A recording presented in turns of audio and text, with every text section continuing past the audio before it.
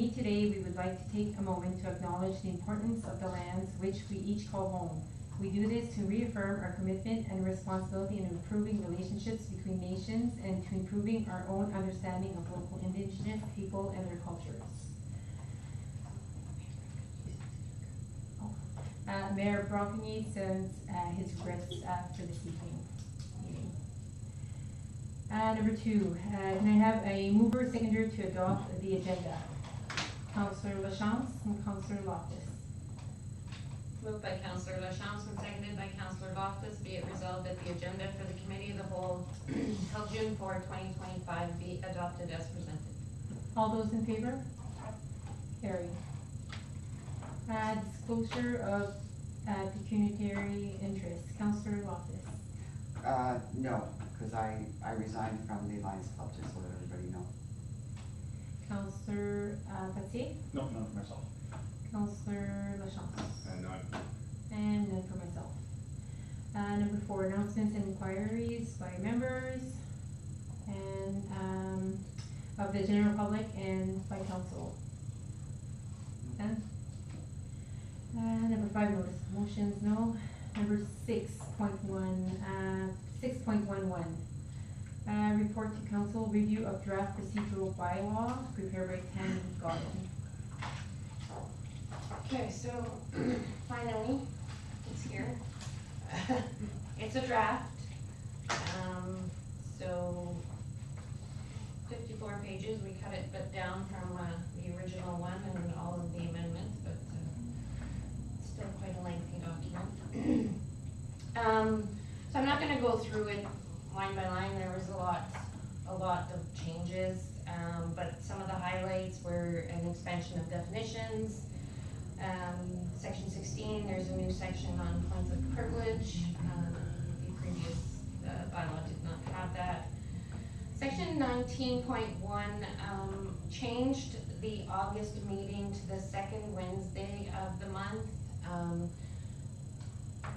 The reason is that AMO always falls on the third Wednesday, and in the summer we only have one meeting in July and one meeting in August on the third Wednesday, and we always end up changing the August meeting because the mayor and our CAO are usually in attendance at AMO. So that was one change there.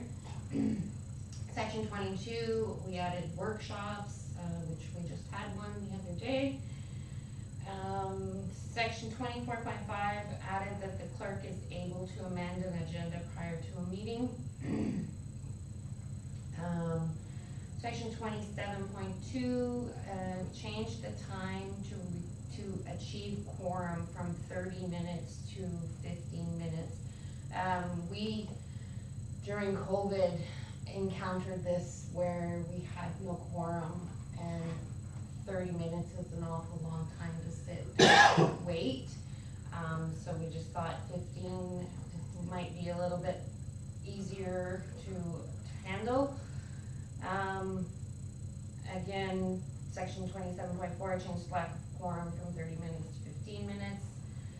Section 30.14 added the inability to broadcast live or loss of connection does not invalidate a meeting. So in the event that, like, our meetings are public, they are open to the public at all times. We have the convenience of offering them broadcast. So in the event anything happens electronically that we aren't able to broadcast, that does not invalidate our meeting. Our meetings are still valid. Section 36 and 37, that's the new meeting formats that were previously discussed at council. Section 41 is a new section on the consent agenda.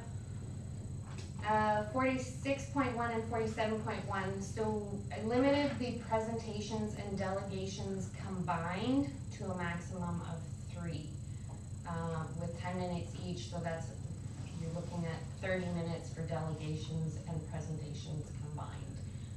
That can always be reconsidered. I know there was discussion at one point at limiting them to 2. I don't know if we still want to do that. But I thought, 1 presentation or 3 delegations, you know, they usually go pretty quickly. Section 48.5 added the provision for the weekly council information index. So we discussed in the consent agenda how I would be sending out the correspondence to council as I got it, but I think it might be easier if you get one email with everything and your option to either for information, support it, whatever. So it is once a week on the Friday that you would get the council information index.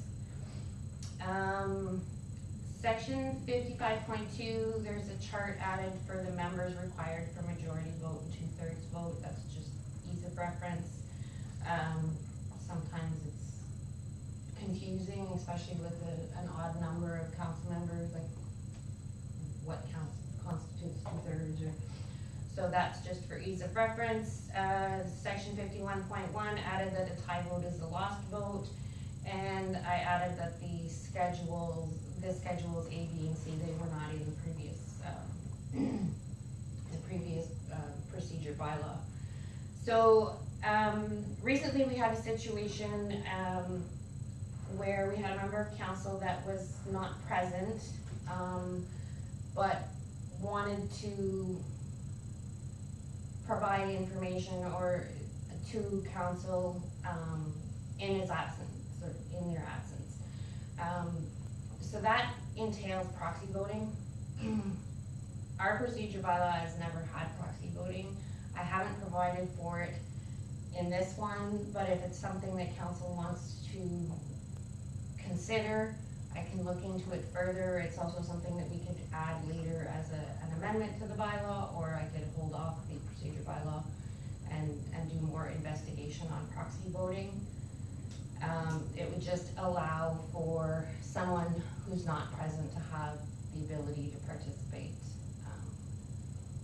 when they can't be here. The consent agenda placement, the CAO brought up the fact that with the consent agenda where we had currently discussed putting it, if a member of council were to pull something out of the consent agenda and have questions for a member of staff, the staff might not be present at that point because the staff reports are ahead.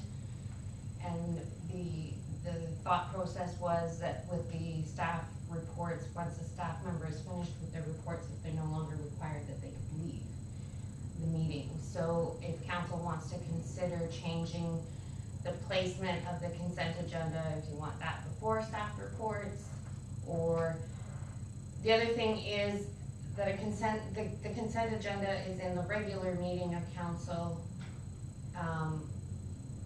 The regular meeting of council, we are trying to avoid having staff reports. So staff may not be here in any event. So that's something for council to think about. Other than that, your comments are more than welcome and appreciated. Do we have any input or comments from council? No, I think it's good. The only thing, the proxy voting, I mean, if you're not here, because if you're proxy voting, that means you'd have to proxy vote on every item on that agenda to be valid. So I would say if you're not here, you're not here. Like, I mean, so I would just leave it the way it is right now, because there's 3 other board members that can make that decision, so. Councillor Pate? I had a couple of spots highlighted and I was just trying to, so in section 11, on page 20 of the agenda, 14 of the procedural bylaw, 11.9, I was a little confused. All members shall engage in private conversation while in the council chamber in such a manner. That's a misworded. It's a misworded. Okay. I can say that the mayor has provided me his comments in advance via email, and that was one of the things also that he had picked up. So there will be another kick at the can on this bylaw because I will be bringing back revisions that have been suggested. So if tonight there are suggestions, then so and then Yeah, so that one got caught. That one's tough. Meeting, so order of business, so that's section 36, which is the, kind of the format of the meeting. Right. This is on page 38, so 4 information, staff reports, and department quarter reports. So those are part of the consent agenda. So that's what we're talking about, that's gonna be only in, like I'm just, yeah, so that's gonna be only in the consent agenda on Regular meeting. regular meetings, and then, okay, and urgent reports are before that, which that's probably okay. I don't know if the, I don't disagree with putting the consent agenda first. Cause like I said, if there is, if, regardless if it's something that it's getting taken out, then if for some reason staff is there, then it can get reviewed while, you know, instead of delaying them coming back. I think that's a good point that you made there. And then on the 37, which is 37, I guess .1, so page 40, staff and committee reports. There it was still kind of written urgent and time-sensitive reports only, but I don't think that's, Oh, I don't think that's really needed in the committee of the whole. no, Yeah. that's, Okay. that's And That was then. a copy and paste. Forget it. All good. And then 41.3 on page 42, at the end, member may make brief comments on any item listed in the consent agenda, in writing no later than 12, 1 day in advance of the meeting, and just prepare a fulsome response. Is that, I don't know, fulsome? Or, I guess that's I'm trying to think of it as accurate of, yeah, like fulsome. I can look for a different word for that. It gets the point across, I guess. Yeah. I was like, that's a word, I'm pretty sure. And then, I'm trying to see. That's mostly it. I don't think the forms didn't really change or anything, they're just part of the, they're just scheduled now, I guess, as part Correct, of the. the forms have Yeah. not changed. Yeah. Other than that, looks pretty good.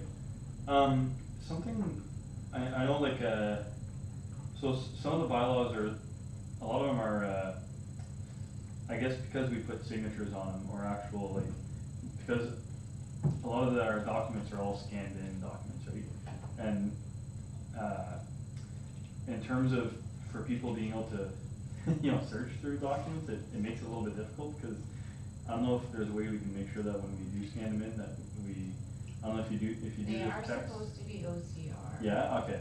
I know sometimes they are, sometimes they aren't, so it's just something that's, it'd be nice if there was a way to make it like, that the actual PDF version is what's, but you need the signature, I guess, right? So it's, yeah, I don't know. Just something that I've noticed over the years is the, Okay. so not, I don't think the proxy voting, I don't know how it came up recently, because, you know, it's a shame, you know, some of us work out of town, and honestly, sometimes if you're working a 12-hour shift, the last thing, you know, you wanna sit us through another 3 or 4 hours of council meeting, but you kinda signed up for that, if you're joining virtually. But I don't know, I know it's not in this provision, it doesn't need to come back right away, but, I think it's a little bit different on if you're voting on an issue, cause then you're not hearing everybody else's. So, yeah, I don't know, I think that one should maybe be discussed a little bit more, but it's a bit of it's one of those that, you know, you shouldn't, I wouldn't wanna vote on something without hearing everybody else's thoughts and opinions on it. But being able to share your thoughts and opinions on it, also, I think, so maybe it's not necessarily proxy voting, like maybe your vote doesn't count on the subject or something, but you can still maybe share your opinions or thoughts on it. Yeah, I don't know if that's something that council might, be for, so maybe that's something we can look into. I don't think there's anything stopping them from sending an email to the rest of council prior to, As long as they don't form an opinion. don't, yeah. As long as, like, nobody replies back. Yes. back. Yeah. Okay, Well, that'd be a good idea. Yeah, that's, I just, as long as there's not an issue of that, then it's not, then the proxy voting part isn't needed, but, yeah. That's just something I wanna be aware of, or, yeah. And then consent agenda placement, I'm sure to talk about, yeah. And that, I think that's it for me. Thanks for bringing that forward. Councilor LaChance. I just, in the updated section 48.5, so the provisions for the weekly council information index correspondence received, just maybe we can touch base a little bit on detail of how we reply, like we can't, like if we do want something brought forward for information or to another meeting or maybe the whole, what are we replying all to everyone so everyone kind of sees, okay, this is what that counselor wanted, so, or is it just buying it to yourself? Like a standard response. Yeah, like, that's what I'm kind of like make sure that, like, if we're gonna be, maybe have it in there a little bit, like, Clear. Okay, how we're to do it, like, with, so we have a bit of procedure or policy stating how we're to apply to that, just so we don't, I know there's always a learning curve, but I don't wanna be involved in a learning curve. It does make it a lot, Yeah. a little streamlined a bit, Yeah. yeah. my hope there is like I'm gonna have like a document, like either an Excel sheet or a Word document with a chart that's gonna list Like if you, each piece of information, and you're gonna have like you can put an X in the yeah, 'cause information. we have like 4 options, right? Yeah. What if you just did like, if you just put the number, like item number, so we'll say 1 through 10.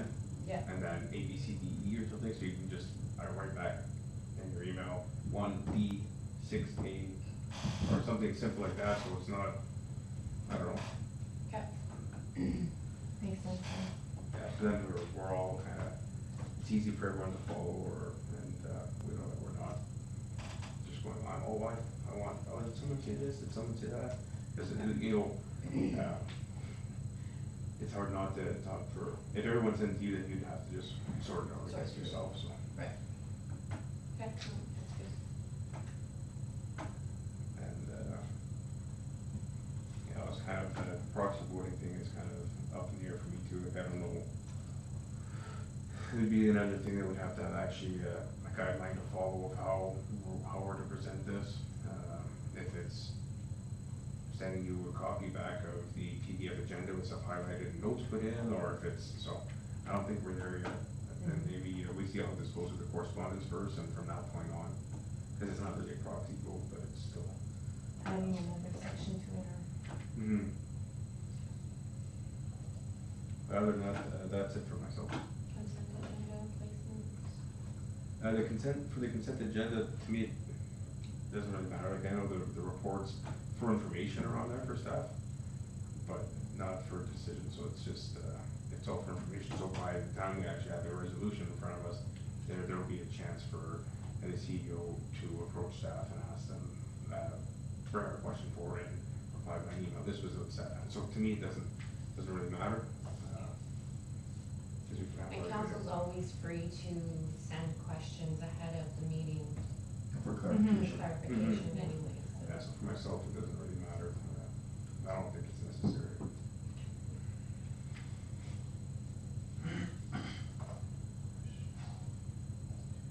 Is that it, Councilor? For myself, 47.1, can we add, so you have in the report, you had it very, detailed, and in the draft, it's just, like, can you add the, combine the 3, Oh, maximum 3 minutes combined? Oh, sure. Just, and then it was section 11, but that's, and the, not the proxy voting, but the sharing of info, should we bring that up? I know that you wanna bring the, like, should we pass the bylaw on June 18, or should we talk about this more when the mayor's here for the, So he has, sent me revisions, so my suggestion now is bring it back at, the June regular meeting. We'll discuss the other revisions. It'll be a marked up copy of changing, Okay. and then hopefully we pass in July. Okay, perfect. And then for myself, consent agenda is fine also. I don't have a problem with that. So we bring it back forward June 18 and then we'll pass the bylaw in July. Thanks, Sandy. 6.12, report to council, June senior month proclamation, prepared by Denise Tickle, CO. So just a bit of history on the Seniors Month. It's been ongoing for quite a bit. What happened during COVID, everything had stopped. So this was brought back by the Transit Committee. Myself and Councillor Loftus attended the Seniors Club yesterday, presented the awards. It was quite a surprise for the one that won the provincial award. We made her cry. So this is a standard declaration that municipalities do, and I'm sure our presence yesterday was welcome. All recipients were happy and receiving recognition. So I just recommend passing the resolution, the proclamation. So I go ahead and read this? Oh, I can read. Pardon me? I read it. That's Okay. Just need a mover and a seconder. I'll move it. Oh, sorry.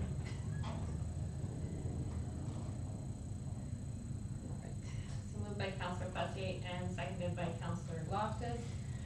Whereas Seniors Month is an annual province-wide celebration, and whereas seniors and older adults have contributed and continue to contribute immensely to the life and vibrancy of this community, they continue to serve as leaders, mentors, volunteers, and important and active members of this community. And whereas their contributions, past and present, warrant appreciation and recognition, and their stories deserve to be told. And whereas the health and well-being of seniors and older adults is in the interest of all and further adds to the health and well-being of the community. The knowledge and experience seniors and older adults pass on to us continues to benefit all. And whereas recognizing that many of our seniors and older adults have faced particularly challenging times throughout the COVID-19 pandemic and have responded with strength, courage, and unwavering positivity. Therefore, I, Deputy Mayor Julie Laframboise, on behalf of the Municipality of St. Charles Council, do hereby proclaim June 25 as Seniors Month in the Municipality of St. Charles, and do commend its thoughtful observance of all citizens of our municipality. All those in favor? Carry.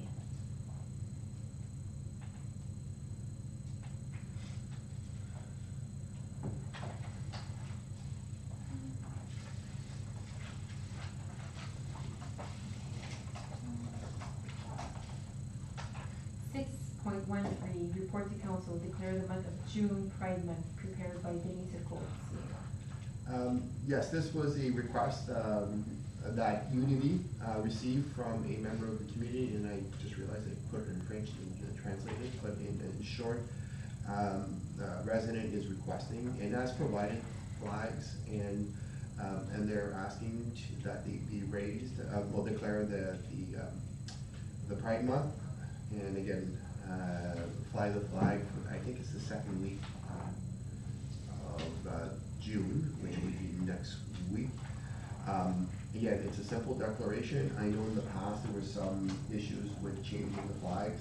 We have established the municipal flag, the Canadian flag, and the Franco-Ontarian flag.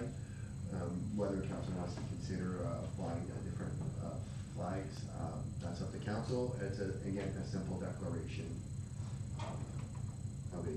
There's many of those. There's like the other one that has come up is the is it MS? Autism or? Yeah, I mean, autism. Yes, Yeah, autism. Which I found the flag.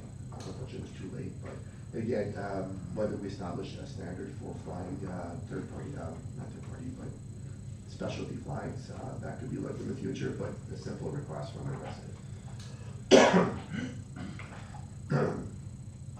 Can I have a mover and seconder to adopt, for the recommended resolution. Are you, Am I doing sorry, it? we're discussing? Sorry, Recommendation first and discussion. Oh, yeah, sorry, Right. recommendation. Counselor Yeah. Office, Okay. well, go ahead. Oh, no, I No, thought, recommendation first Oh, and sorry, discussion, right? yes, sorry. yeah, so, Now you can discuss first. oh, right. Anything to, do you have anything to s- no, I have no comments. I looked into other communities, what some have done.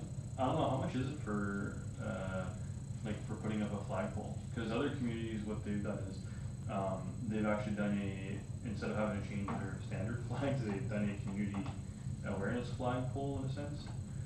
And I was thinking that wouldn't be a bad idea, something to do at the, splash pad possibly, or in that area. I don't know if you're aware of how much they flagpoles go for, but I,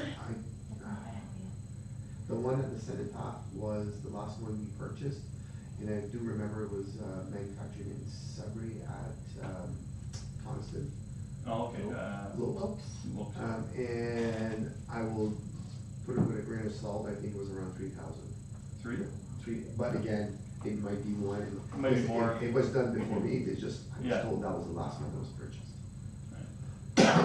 yeah, I don't have, an issue with it, but I think going forward to set a norm, I think we should, like, cause, so how is this gonna work, are we gonna remove a flag, or are we gonna put it up with another flag? The, we fly a Canadian flag, that's centerpiece, and there's a bit of an issue, whenever we replace the pole, the Canadian flag is supposed to fly higher than other flags. Other than that, the municipal flag, I would recommend to remain. Yeah. And the Franco-Ontarian is technically a specialty flag, and there's a Franco-Ontarian month, but it's been flying since they adopted it in, Flag de Five in 2000 something. So it's one of those traditional flags that has been flown since. But technically that's a specialty flag, that's the one that could be considered for, but again, it's one of those flags that's been there so long. That's why I say, establishing a standard of what flags we fly. Again, Canadian flag is number one, should be the highest. The municipal flag, we're proud, we're here. And the other one is the one that I would consider as a transitional, but Yeah. there's no policy on it. Yeah, so, cause I know there's a lot of people in the community who would, who are traditionally, Franco-Canadian, but it's one of those things that as it's been discussed, the demographics have changed over the years, and that's no longer the reality.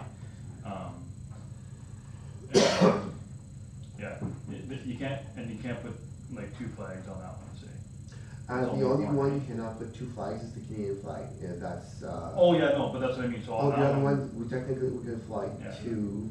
so I don't see, I wouldn't see an issue with that. When is Franco-Ontarian? There's a month for that, Yeah. There, let's, Isn't it June too, or? How do you- Just for bad luck. I didn't think it is in the spring. Maybe earlier in the spring.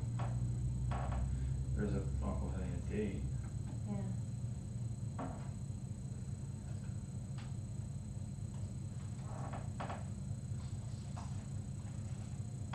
Yeah, I think it's just a day.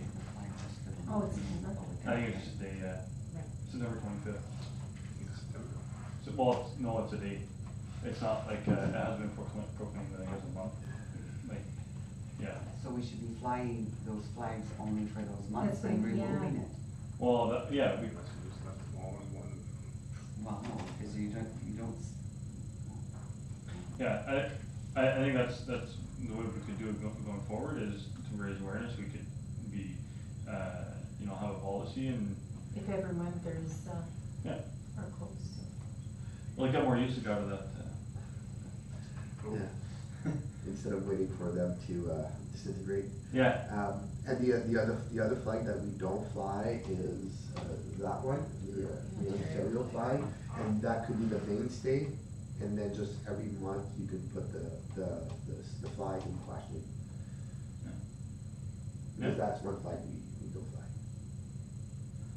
Yeah, I'd be okay with that, I think that's probably the better way of going about it, yeah. Yeah, that's it for me. We had autism and there was something else too, I think. Yeah, and I That was found brought that forward. when we cleaned up on the other side, I found that flag. But I think there was another one for, wasn't it brought forward prior?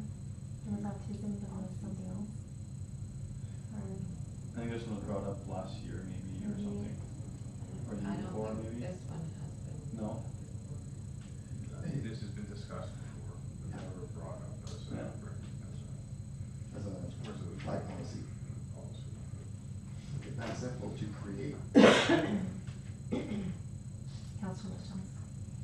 Yeah, seeing that the municipality isn't recognized as a francophone municipality, we're not registered for that, which again was brought up that there's grant funding that could be obtained if we could do that, but,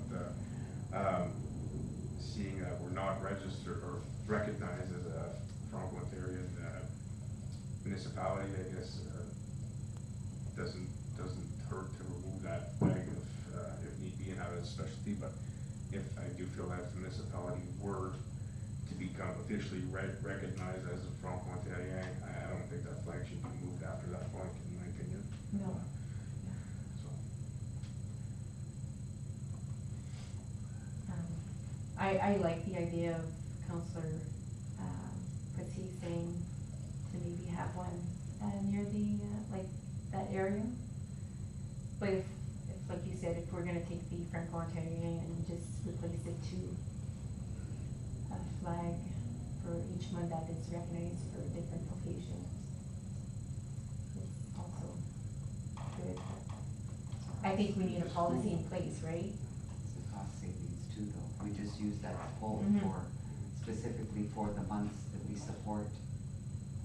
that's what I'm saying, until, Weekly if we were to events. become Yeah. officially, recognized as a Franco-Ontarian municipality, But I don't think we ever will, because the population of St. Charles it's less than a quarter francophones, isn't it? it's, I think either it helps with funding and stuff, eh, yeah, if we it's, do I go think ahead. we're still closer to the 40%. Yeah, we're close. 41%, I think it is, something like that, Yeah. not a quarter. But yeah, that's But it just, used to be 100%. it's an official recognition, I think it's, like, Marks Day Warren has it, I don't even think Furniture ever has it. But to have that flag, or, flying full-time there, Yeah. and then We have a can replace community, it, and then yeah. have a community flag or something. Yeah, or like I said, I something don't see an issue with it until, Yeah. if we do end up becoming Yeah. recognized, Franco. then, yeah, I think that's a part of the paperwork, Yeah. you flying the flag anyways. Or not. Okay, so we're gonna go ahead with the recommended resolution. Can I have a mover and a seconder? Councillor Patsier, Councillor Lachance. Moved by Councillor Patsier and seconded by Councillor Lachance. Whereas June is recognized in Canada as Pride Month, a time to celebrate the contributions of persons from the 2SL LGBTQ+ community and increase efforts to build awareness. And whereas the Progress Pride flag is an important symbol of hope and acceptance for 2SL LGBTQ+ youth and adults who continue to face stigma, discrimination, isolation, and bullying in their home, workplaces, and community spaces simply for being who they are. And whereas the stigma and discrimination puts 2SL LGBTQ+ individuals at elevated risk of mental health issues, substance abuse, homelessness, and suicide. And whereas the municipality of St. Charles acknowledges and celebrates the contributions of the 2SL LGBTQ+ community to the social, cultural, and economic well-being of all Ontarians. And whereas during Pride Month, we can all reflect on the progress made to recognize and protect the rights of 2SL LGBTQ+ communities and the work that still needs to be done. And whereas flying the rainbow flag at Town Hall during the second week of June 2025 symbolizes the town's celebration of diversity and support for the 2SL LGBTQ+ community. Now therefore, I, Julie LaFramboise, Deputy Mayor for St. Charles, do hereby proclaim June 2025 as Pride Month in the municipality of St. Charles, and encourage all citizens to think about what steps we can collectively take to make our community a safe and inclusive place for all, regardless of sexual orientation, gender identity, or gender expression. All those in favor? Carried. So it's only gonna be, is it only gonna be flown for 1 week? Second week of, Okay. Going forward, I think we should look into a policy, right? For the flags, or, yeah. 6.15, 6.14, report to council, update funding agreement with Lions Club, prepared by Benita Cole. So council, from last meeting, we had this report, and they were facing, the Lions Club was facing a deadline for the vehicle. And so myself and the clerk looked back at the direction of the previous council, so it was understood in the resolution passed that the funding would go for the Lions Club, so that was not in question, it was just the agreement itself. The agreement that's there was validated or amended and corrected by our solicitor, so we are protected. There was a clause added, if ever, in the event that the money is called back by the province or any other, we can call back from the Lions, the van itself. But unfortunately, the vehicle, that was a bit of the rush. The vehicle was, they've been holding it for well over a month, and it was so in order not to lose the vehicle, and obviously with the tariffs going up, we're facing an increasing cost. I proceeded to enter an agreement, and this is for council's information. Thank you. I guess for information only, but does anyone have questions or concerns? Perfect, thank you, Lee. 6.15, report to council, municipal logo. I feel bad that the mayor's not here because I think he's one of the drivers behind the change of the logo. I know it was mentioned during the presentation from, or the discussion with the strategic plan from Mrs. Jones. And basically is trying to get council's direction in moving this forward. We do have the final tax bill that is currently being finalized by the treasurer to be sent out with the tax bill. It would be the best opportunity to reach everyone, every taxpayer. So if, because it will be out probably by the next time, depending on the strike for Canada Post, we might send out the tax bills early, but with the same dates. Because the minimum is 21 days. It doesn't, you can send them a month in advance, it wouldn't matter. And again, this was as proposed by the mayor, so I just put it in there in terms of the schedule, and I'm looking for council's direction. And again, other consideration, the fire department logos on the vehicles, they have the fire department emblem. They do have the small little logos, but the main logos are the fire department logo. We can do a phase replacement. Nothing requires us to change everything at the same time, though if we do change, like say one vehicle, we should target all vehicles at the same time. Business cards could be as they are replaced. There was a bit of a discussion last time. The 2025 budget is $5,000. The front sign here is yellowed. That used to be white. The lights have not been working. I know the director of operation is getting pricing to fix those. It's similar with the sign across the street. There is a tenant that's no longer there. That could be an opportunity to do municipal promotion. And apart from that is just moving forward. Do we want to move forward with a contest? Do we want to engage professional services? There's many ways of doing it, because if you go out to local residents, you might get an average logo that may not capture the entire potential. You may go professional and get better results. like they mentioned, there's some sites where you enter the details and professionals go there and generate a logo. If you like them, then you have to pay for them. And I did provide for like the contest, if we could provide some prizes. Some prizes for, I had more prizes there, but they were, The clerk took them out of the report. yes, but like it's open, it's a community event, it may be, like I was suggesting, a free ride in the fire truck, but apparently that was there's one more than that, but I won't mention it. Free money. Free pass to the splash pad. Free day pass to the splash pad. But if you make it a community spirit, it also builds on St. Charles and belonging to the community. So that's the advantage of this, is if there's prizes, if there's some consideration, it does raise the municipal, you wear your St. Charles lap. Thank you, Dane. Any comments, Councillor Alfred? Well, I don't, to go, you know, a contest in the community, it seems fine, but if you're gonna be changing a logo, it's going to have to last for years.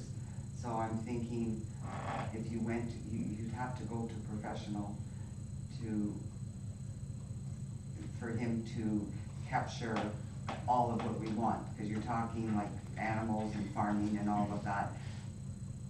Some people might draw something really nice, but at the end of the day, if this is a contest, you're gonna have to pick a winner. And I don't feel comfortable picking a winner, because if we don't have something that we like, obviously this is a contest and you'd have to say, okay, you're the winner of the contest and this is gonna be our logo. So I don't know how much it's gonna cost to go to a professional, but if we're changing the logo, that's a lot of money. So I'd like to see from a professional view of what he could make first. I'm not for a contest. Councillor Patsy? Yeah, I like the idea of a contest, but I do agree with Councilor Loftus that you know, we could get quite a wide variety of offerings. But I don't know if, yeah, that's one of those things where you could also still have a contest, but leave it to a vote to the community as well. Not just, you know, not just council, but I don't know. And I know going to professionals can be expensive, but there's different ways of looking at it. I had mocked some up the other day, and they kind of somewhat nice, but it's because you can't go too complicated, because then it's just defeating the purpose of going with the new logo, because this one's already got a lot going on it. So in other municipalities, they kind of keep it simple, and the slight colors and stuff are what represents the different aspects of it, the farming and the fishing and stuff like that. Yeah, I don't know. Well, maybe I could just. You have the next one. Yeah. Yeah, Well, AI creation. Well, Yeah. yeah, but you still gotta prompt it, right? So it's, Yeah. I could share this one with staff. It was just something that was thrown together, but it had the key elements of the Ontario Eastern White Pine, and then the Canadian Maple Leaf, and the water representing many of the different aspects of the community, fishing, and the lakes, and the green representing the farming and stuff like that, and the forest, right? But this is just something that was mocked up, but it's to go to professional services, we might be looking at $1,000. But if we go to community, we could include other things as well, right? We could include the community aspect of it, but also include maybe a couple professional offerings. I don't know. I know it might seem like a bit of a waste if we have a logo drawn up professionally for a certain amount of money, and then it ends up not being picked. I don't know. We could look at it both ways, right?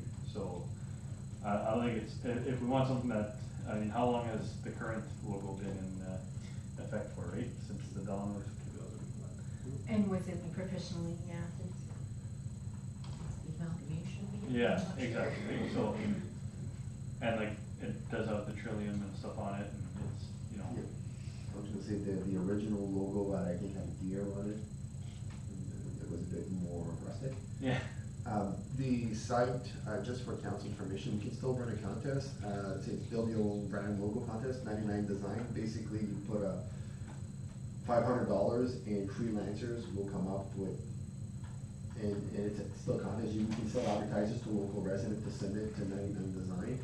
But again, at the end of the day, you're still, have to make a decision, so if, you know, Timmy down the street submits a design, and somebody, a designer in Toronto submits a design, we have to go for what's best for the municipality, so. yeah. Councillor Lachance? Yeah, like I was looking at a few different options too, and I agree that something simple that still represents, what you find like municipalities based off of forestry and farming back in the day, and, kind of, it's hard to streamline everything and put everything into one, it makes it too busy, but if you can have hidden motives, I guess, between the concept of just saying this certain colors or shapes or representations. And the Trillium, it's funny that you say that, like, I know people usually associate that with like francophones and stuff, but hey, you ever notice how many Trilliums actually grow here? It's crazy, like there are a lot, like my property My is full. backyard's full. And you don't see that everywhere either, right? So it's kind of a cool little, Hidden yes. gem. Yeah, well, it's, again, maybe it's kind of already a big world elsewhere, but there are lots that grow here. But, as far as the contest, like after, I thought it was a good idea to start, but after hearing, concerns from other councillors, I think that might be, if you have all these submissions and at the end of the day, council can't come to a decision on one, or, you know, it's not exactly what, simple enough for, you wouldn't wanna give out, oh yeah, this is a contest, but actually there's no winners because, you know, you're committing to selecting one of the submissions, right? Yeah, I don't know. I was also torn after listening to Councillor Loftus and Pressing and yourself. It's nice to get the community involved, but at the end of the day, if we're not, We could maybe still reach out for suggestions, like what do you think the municipality in St. Charles would represent the municipality will in a logo, or, you know, people can get. Contest can still be held. Yeah, you can still hold a contest and still, post it, it's the winner of the contest, and thanks to your submission, it's inspired us to create this Mhm. logo or something, Exactly. right? yeah, Like, that would be, still like an avenue to help us, like. So I believe we have a local business that did do a type of contest for their branding. I believe the dental clinic did that, and I think they did like this freelancing kind of thing. I don't know if we could check with them and see. Yeah. That I'm would gonna be come in that, tomorrow yeah. with 6 people. There you go. Good discussion point. That's good. yeah, We I could wouldn't find mind somebody hearing to- from Yeah, them, their logo is very, simple, sleek and yeah, nice. sweet, Yeah. yeah. And I think they did go the route of a contest, but more on the freelance side. I'm in Could you agreement with that, inquire and then bring it back to us? That would be, yeah. like, I don't wanna jump the gun on this, No, because but- this is something that we're gonna look at for Many the years. rest of my life anyway. I agree.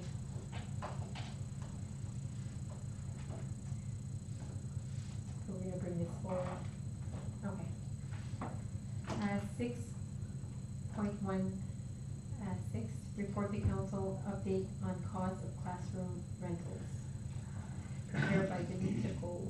Yes, this is stemming from last council's meeting. We had some question, where would it be a detriment to somebody renting on a yearly basis? And I hope I got council's direction correct. Somebody renting on a yearly basis, to stop renting on a yearly basis and we just need the classroom for 2 days.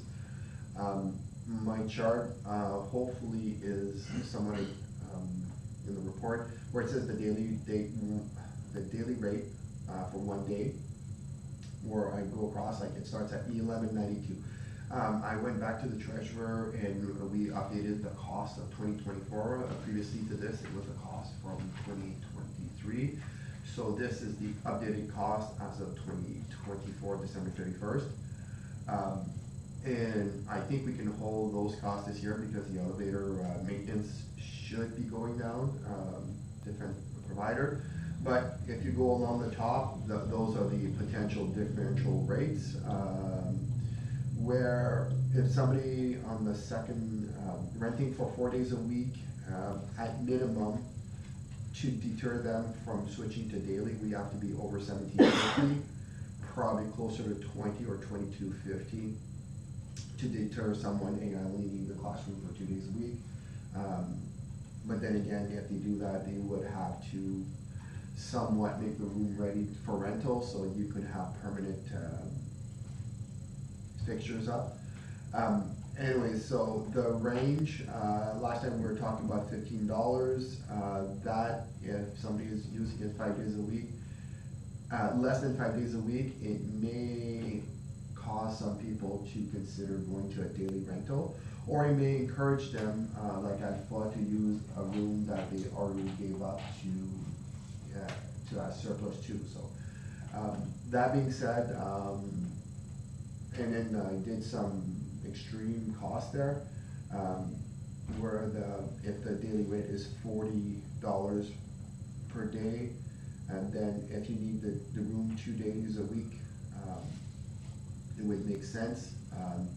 And then yeah, so, and again,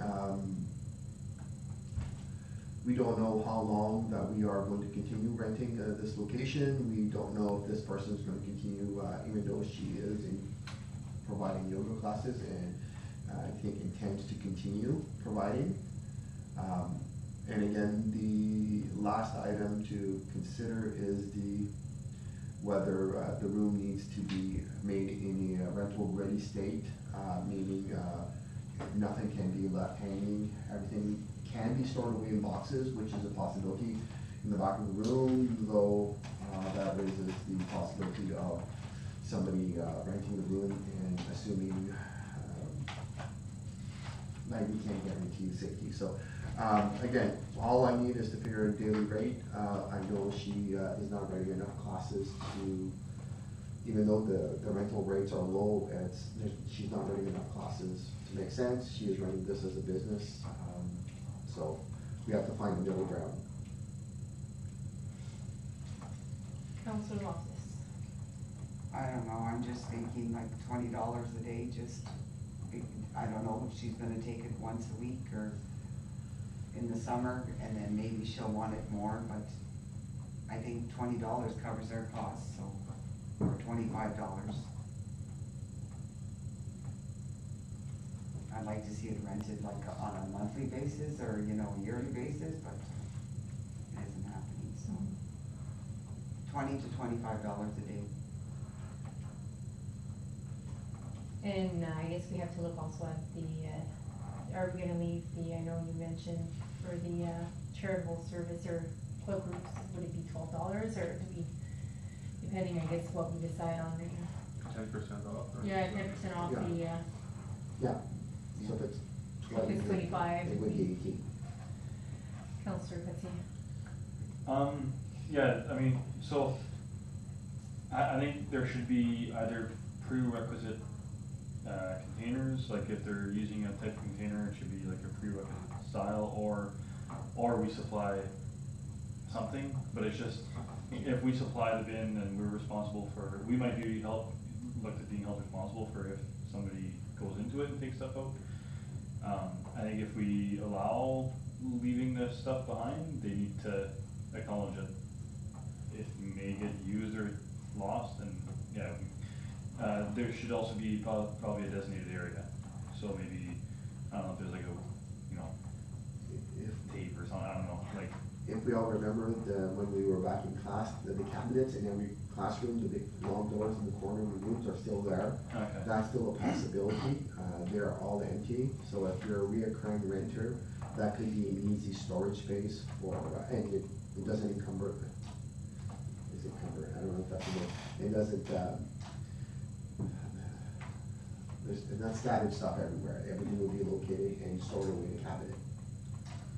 So, and then so the cost, so what was the annual cost, or what was the monthly fee for like the classroom currently?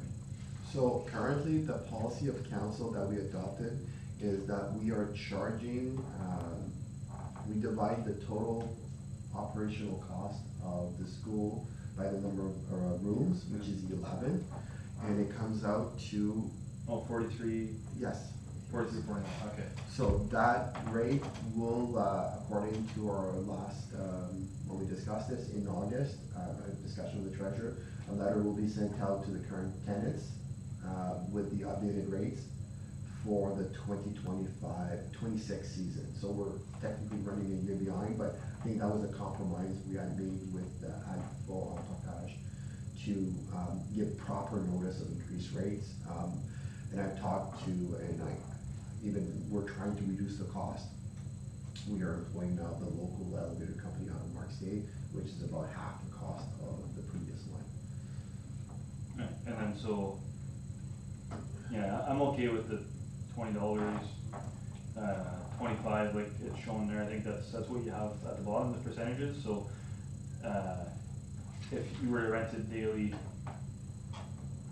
right, at 7 days a week, but if you're to pay the daily rental, it'd be a 210% increase if it was. Yeah, so the percentage was just a mark like from cost, but in terms of council daily rate, everyone knows you buy one can of pop at the store, you pay like $3. Yeah. You buy a case, it comes out to 75 cents, and this should be no different. Yeah. Or like, is it the administration of somebody coming and paying on a daily, weekly basis? Oh, I was there four times this week, and then it's administration, where the other ones, it's a flat monthly billing, and there's no real administration cost. Again, if you're using for 5 days or less, which is for the most case them, they're not really operating on the weekend, the rates is 20 and 22. Like, so yeah, so they'd be $100 for the 5 days. For 5 days,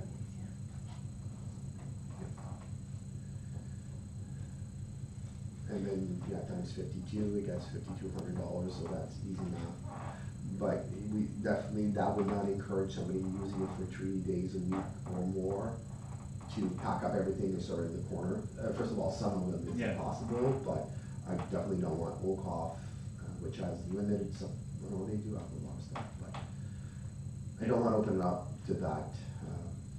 I think we keep it high enough that it's not gonna entice them to wanna go that way, and, cause it's meant to be a convenience, but not meant to be an escape route yeah. for people to go there, so, if $20 a day keeps us at that, I'm not opposed to going higher, yeah. And the storage, I think that's, as long as it's, understood that it's, you store items there at your own risk, and. I Or don't know. even a signed agreement or something, eh? That I think for any rental, there like would be. written, I know, yeah, but just like written out that. And this is only during, like, school hours, right? Like, No, I've spoken with the school. okay, There, like, it's a separate alarm system from downstairs. So downstairs, they, once the janitor leaves, he sets the alarm, it doesn't affect upstairs. The only thing that they caution is that there's no overnight. So they're doing wellness classes, so if you do a 24-hour claims, you would have to get the school board's permission to do that. Right now, they do not wish to have anything overnight. Yeah. But you can go as late as 11 at night. okay, that's all, that's the other thing I was curious about, is how late you can go with that.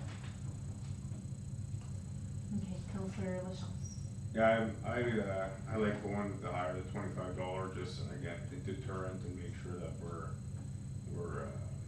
showing, it is a convenience for everyone that wants rental for the day. Qualified organizations, I'm still okay with them maintaining their discount that they already have for being a qualified organization. my concerns are that weekend rentals probably are not gonna be a thing, it'd just be during the week. Because if it was a weekend thing, I don't know if it would be having to have staff available if there were an issue. So again, if it would, because right now, like, I don't see a proposition for like weekday rate versus a weekend rate, but there would have to be, it's either only during the week or Are we opening weekends would have to be more. So just a clarification, Rick does clean the school on Sundays, and he does work on Mondays, but 6 to 7 hours of that is for the landfill site. So we do have staff, which is nice now because he will do the splash pad on the weekend, because the splash pad, which is opening up on the 7th. And so he will be doing that on Saturday and Sunday, and unfortunately Fridays we're trying to organize for somebody else to do the Friday. Because of the 4-day thing, and that's one of the issues that couldn't come up. Sorry, I'm following the scroll right now. So I do believe we have staff on the weekend, but definitely in the rental agreement, because I thought Patash can do it. There's nothing restricting them in their agreement from operating Saturdays and Sundays, which I do believe they did offer CPR courses in the past. I don't know if we do any more on the weekend. Okay, so you don't think that we'd have to change the rate for the weekend since there's staff available currently? Yeah, at regular rate. Okay, okay. That's fine. Decoration and such, obviously between tenants, because we did discuss before, we have a few different rooms up there. Is the intention to use one room as the rental room, or are there gonna be 3 different rooms that can be used? So the preference, I would see, is to have 2 rooms ready for rentals. The 3rd room right now has the DSAP pod, where anyone in the community can go access a computer, internet, to contact the lawyers, social services. That one is, until there's such a time where we have a tenant available, that one I would leave out of the daily rental, and I would just concentrate getting a full-time rental. But right now, those 2 rooms, the 1st and 2nd class, can be made ready. And again, all these rates would be plus cleaning, so if we go in there and they left a mess, it would be charged extra. So it's not the fact that those rooms will increase our cleaning costs. It will just maybe just require a monitoring. So it says planning on using 2 rooms, I still think that just because we're having 2 rooms and there's possibility for 2 different tenants for these rooms, I don't think the intention is to let them each have a daily rental and leave all of their decoration and artwork or whatever it may be out, and that's where I'm kinda, because if someone else were to call and wanna rent it on a day that they're not renting it, it has to be ready for someone to go into, right? And that's easy enough to put direction of nothing significant to be, if you leave a picture of I don't know, somebody doing a yoga pose, I don't think that's a problem, but if you leave your wall hanging, because I think that the wellness, they do have little candles and stuff like that, I believe that should all be stored. Well, as long as it's stated clear in the rental policy, and, because again, that's what I'm getting at, if we have 2 different rooms that we're willing to rent with 2 different organizations, like I don't want them to, okay, we're gonna pay for the day that we wanna rent it, and since nobody else rents it, because they have their own room, we have our own room, just leave it set up, I don't think it's right, is what I'm getting at. So, Should be open to anyone that wants to rent it. it should be available to be rented at any time to Yeah. any person, And the without having to. I'm also curious, is there tables and chairs in those rooms, or? No, there are 4 walls. Oh, okay. I don't know if anything was brought in. I was So supposed to it's go. for them to, like, we're not responsible for that? No. Okay. We rent 4 walls and the floor. Counselor fun, sure. It goes well with a yoga class. Yeah. Okay, so, listening to everyone, I think the cost, looking at maybe the rate of $25, are we all in agreement with that? Daily agreement? Yeah, and then 10% off the charitable or, yeah. And then, so are we going ahead and, letting them having, storage boxes, or are we using the cabinets? They could use maybe a little bit of the cabinets, but like, I mean, if they're, like, I know the one that does the The one yoga. that's become a storage. Yeah, the one that does the yoga, she has the mats, and, you know, she could leave mats in there, but in the cabinet, she would have to know that, we're not responsible if somebody It's steals at them. your own risk, yeah. And it's at your own risk, and I think one day a week, she's gonna probably be renting it for the summer, but I think as fall comes, because her classes were, I find now with summer, she's not Yes.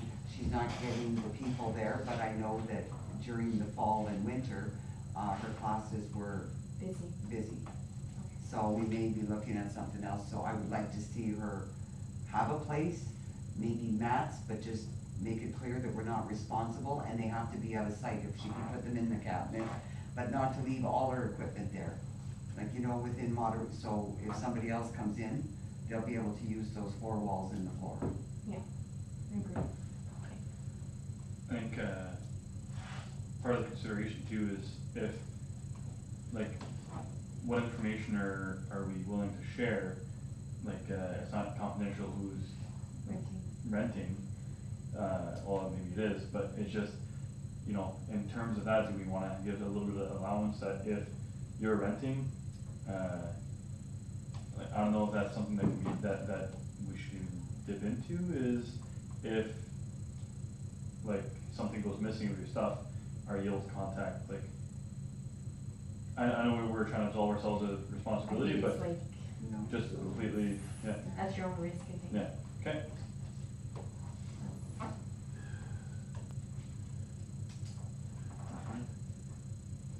Okay, 6.17, report to council human resources support, prepared by Denise Nicole. Yes, council, again, this was deferred from the last council meeting. To summarize, I'm proposing a simple way to empower a couple members of council to do some research with a budget. So if council allows an upset limit, they can go out, whoever, and obviously no more than 2 members, because anything more than 2 members, it forms part of council. The mayor is always ex officio. He would, if he's not one of the main members, he would be a non-voting member. And again, this is a simple way, so I'm recommending that council just figures an upset limit. Let's say we will spend, say no more than $3,000 on this, and Councillor A, Councillor B are in charge, and then they would go out and get the questions from council, and go out and find a firm, and pose the question and report back to council. And this is, instead of creating a council meeting to discuss, everything can be done as a had-up committee, which we haven't used in the past, but it is in the procedural. And I did create some terms of reference to be, again, we don't have to decide on the vendor tonight. All we need is the upset limit, because then once you have the upset limit and the 2 members are nominated amongst themselves, they may say, yeah, Icon Company X will provide what you need, and will provide the answers. And that decision is made at the committee level, because they would have been empowered by the budget. And I think that's the most, instead of bringing it back for discussion and finding a vendor, you can do it much faster as a committee. And again, this would be, the committee would be terminated once the report is done back to council. And I think that's it. And hopefully the council understand this is just to simplify and empower council to answer the questions that are outstanding. Okay, Councillor Loftus. Did our treasurer give us an amount that we put aside for any type of legal or that we could use? The, The budgeted amount? I think there's $3,100. Okay, so I'll say 3,000 and $3,000 to do the research. Because it was money for software to control the HR, but there's an amount there, of that, then we would just have to tell the treasurer that amount is committed to. Okay, And I'm sure there's other, means of getting funds. okay. And I don't wanna be one of the counselors appointed because I have too much on my plate. So, I mean, I'm in agreement, whoever wants to do this, and $3,000. Perfect. Counselor Patsy? Yeah, the upset limit, $3,000, gets you, you know, not a ton of hours, but maybe enough to get the job done, but it just depends on how the time is utilized. And I'm not sure if the software was being purchased already for, no, okay, it wasn't been, processed yet. Yeah, so I think that would be it's honestly, it's a good way of going about it. You know, that way we can just move it along, you know, quicker than just coming back to council every month or something, but, yeah. As for sitting on the committee, I'd be willing to sit on it and try to move it forward.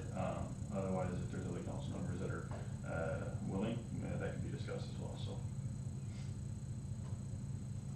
And your upset limit is 3,000 also, or do you? Yeah, I mean, I think I would start at least at that, and then if it needs to come back, yeah, if it needs to come back, then it can come back, but I wouldn't wanna go any higher than that, as has been mentioned, if that was the budgeted amount, for the software to help with these matters, then, yeah. Okay, Counselor Loftus, LaChance, sorry. I already did, again, because the question was asked to us what the upset limit should be. I went around and I already got quotes from a few different sources, just so I could bring something relevant to the table. So just quick, if it came down to, there's just an email here, I'm just gonna skip through one of the emails I have here. So something, because of the discussion I had with the lawyer and the firm, they said that's not something that, again, I was told before, a flat fee would be doable. They said the reason they would not do flat fee because it's looking for advice, depending on who's on the committee, opinions could be asked in different ways. And if there's two members on the committee, they said there's potential for, you know, going off topic and off track, so, where's it here?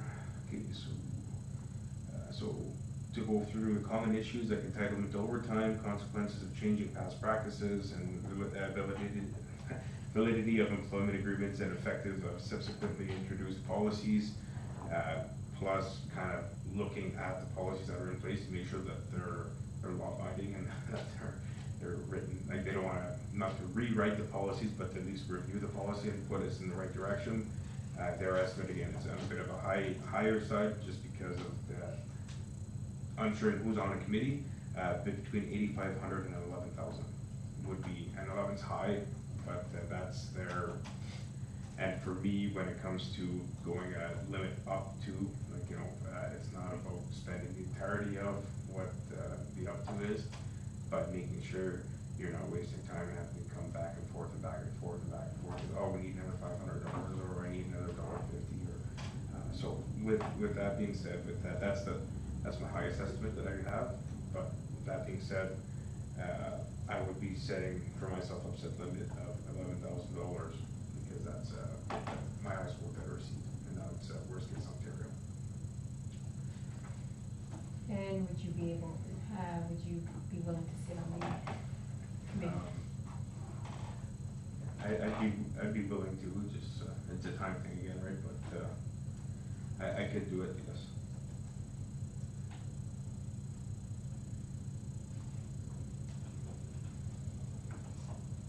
Okay, for myself also, I was looking more at 5,000, but if you're looking at quotes, if we're gonna go forward with this, I guess we need to, or I guess we could always, yeah, come back to it. Start with the 3,000, I guess, cause that's in the budget, and then I think the resolution is only gonna be passed, like, cause we need to pass a resolution for this. yeah. For the ad hoc committee, I think it would only come back at the next council meeting anyways, so, and it can, the final amount can be, like, we could draft a resolution for 11,000, but if we wanna amend it at the next meeting, I don't think that's, we can put a motion to amend the recommended resolution or something. And Yeah. I'm also willing to sit on the committee, so there's 3 of us, so we can, Yeah, it can just be through a hat, whatever. yeah. I think there's a couple that are fairly well invested in this. Yeah. I guess it me was just, if we're asking for pricing, if I say $3,000 and everyone agrees on $3,000, we go move or go We with really $3,000 and can't accomplish nothing, No, then we have to come back and ask for more. And then it just pushes the matters further, and then it's costing us money in the background on other stuff. So Exactly. like, for me, it's an upset limit is an upset limit, it's not a say, here, go spend this, this is what you're able to spend, max, that's it, so. no, makes sense. Councilor. I'm just wondering, like, what exactly is council looking for? Like, $11,000 is a lot. So if there's 1 or 2 issues, like, most of our policies have been reviewed by lawyers. Like, there's some Have they? policies that we've had reviewed by lawyers, right? Somehow, but I don't think that one was. Okay, not that one, but usually in some situation, we seeked advice with our lawyers on certain policies. So, from my experience, the current agreement that we are using to hire, the core structure was written by Weaver Simmons, of the language of that, but that was 2017. So we are, It's supposed to be every 3 years. Okay, so if we're only dealing, like, are we dealing with every policy? Like, are you going after every policy that we wrote? Because to me, $11,000 for a lawyer, I mean, if you have questions and you go to a lawyer and say, okay, that we need advice on this, this, and this, you give them 3 items and they would research those 3 items. But if you're going for 50 items, you know what I mean? Then it's good. To me, I'm worried about the cost because this is, I know there's some things that need to be looked into, but I don't feel like spending taxpayers' money on, like, I mean, we can go to our lawyers and correct some things, but like just the pertinent questions that you wanna ask, cause there's certain things that council wants, advice from the lawyers, so I don't know, like I'm saying $3,000 and see what you can find out for $3,000 and. I think first of all, that's why we wanna do a committee, right? So that's gonna eliminate maybe some answers or put some answers to, you know what I mean? Like, I don't think there's 25,000 questions to be asked, but I think there's, So if you form how a can I say committee. that, the policy itself, I think it needs to be looked at. Okay, so that policy, so if you get a committee and you're talking about the committee, and then you're gonna come back to council and say, okay, well, this is what we're thinking of asking the No, lawyer. we're gonna go to the lawyer. You don't have to go back to Yeah. council with ad hoc committee, that's what it says. Yeah, So the whole committee's about, So you're gonna go to a lawyer and then you're gonna say, this is what, the committee's gonna choose what questions they wanna ask the lawyer. okay? The quote I got is just, like I said, it's high because the firm can review they can review all the policy, and they can rewrite the policy, right? Yeah. That's why it's on the high scale, because they don't know what members are sitting. I told them honestly, I said, I don't know who's gonna be on council, I'm just trying to get a quote so that I have an idea of what to bring forward at the meeting, that's it. So No surprises. exactly, so like, this is like, everything reviewed, this is high, it's very high estimate, it's just, depends on whoever's on the committee, but, Yeah. and what we bring forward. yeah. I just wanna add too, like, before any meeting would happen with the lawyer, we would have to get our ducks in a row and having all the documentation available Like, we're not just gonna show up there and be like, alright, we're here empty-handed, here's Yeah. here's what we wanna talk about, right? We, like, the ad hoc committee would, I would say, alright, you're gonna get the pertinent policies that need to be reviewed, and any, Understand. contracts and stuff like that, anything pertinent to what, like, the core part of the, I would almost say that the mandate of the ad hoc committee, and, you know, you would take all the pertinent information, and then you would bring that to the lawyers, and then that'd be what.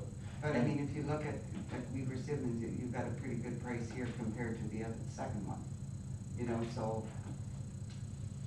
Yeah. for $275 an hour, you could get a lot of questions asked, answered, or, you know. Yeah, I don't think it's even just the questions asked, I think it's all the hours also that they spend looking into that Researching. matter, Yeah. yeah, They have to yeah. review every document that you give them, and they gotta make sure that, well, if it was written, and this is the other side of it, if something is written and has been bad practice in the past, there still doesn't mean that, okay, even if it was written as wrong, doesn't mean that you can change it now, And it's past conflicting. practice, so you need to make sure that, Yeah. you need to make sure that all language are looked at, right? Like, so I don't know, I guess that's just the quote, I could forward you guys this email if you'd like to review it. So that's only one, that's one. That's just the quote. one, that's the high quote, and that's where, you know, worst case in Ontario, that's a really good firm. It's an expensive quote, I understand, but that's like my. If we're gonna go forward and do it, we might as well do it properly. No, but it's not even about the firm, it's just, that's high, like, you know, that, to Yeah. me, like, if you're asking me for an upset limit, I'm not gonna, an upset limit's an upset limit. Mhm. We don't wanna come back and ask for another Firms aren't 2,000 or- decided, you know, interns, this is like the price of a lawyer, but not coming to any council meetings in the quote, it's just like, only dealing with the committee, not doing any presentations to council, and I think that's extra money to, like, for time, but. The $275 an hour gets you basically one, maybe longer day, like, that's 10 hours and a bit, so, yeah. For 275? Yeah. You think so, yeah? So 3,000 divided by 275. Oh, yeah, you're sorry, at- Yeah, 3,000, yeah. you're at, That was like well, 275. 10 hours and a bit there, you know, Yeah. yeah. And no matter what, like this lawyer, like the first part, cause I told them that we don't have our HR representative is a CEO, and the CEO is also covered under this policy, right? So, first thing as I discussed, they deal with quite a few municipalities, including smaller municipalities where there's no HR, and I deal with the CAO. I understand the case would be dealing with the committee council, and just because it's dealing with the committee right off the hop, that adds time, because you're not dealing with staff, but because of the situation, you get deal with staff. So it just, Yeah. The final decision to approve this will be at the next Yeah. meeting, so. that's fine. Yeah. I would urge members of council to go out and ask for rough quotes and see what you get for $3,000 or where you feeling with that.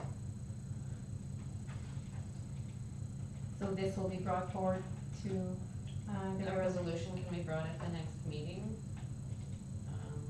Did Mayor Bromfield want to sit in on it also? He can, no matter what, right? Yeah, I believe he did, but he's allowed to sit anyway as an ex officio. Okay, He just couldn't vote okay. if he's ex officio. I can leave the amount blank, again, and we can fill it in at the next meeting. But if everybody's okay with the terms of reference, I would have that. yeah, And is there a timeline? I know that's in the terms of reference. Until just its leave it mandate at- is fulfilled. I think so. The committee though, should that be, That'll be also, I think, in that. yeah, that resolution? Yeah.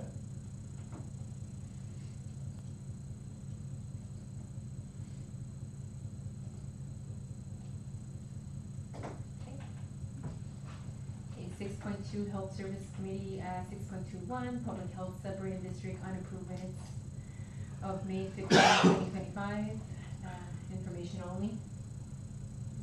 Anyone have, okay. 6.31, report to council summer programming, prepared by Dean Tiffel. Yes, Your Worship, just clarifying, trying to get direction as we are about 4 weeks away from a summer student starting. We realize there's gonna be some challenges. Right now, I think we have 3 candidates that have put their names forward. It seems none of them are experienced in recreation, so they to start off running, they will not start off running. It'll be probably a slow start, but so it's how to structure it.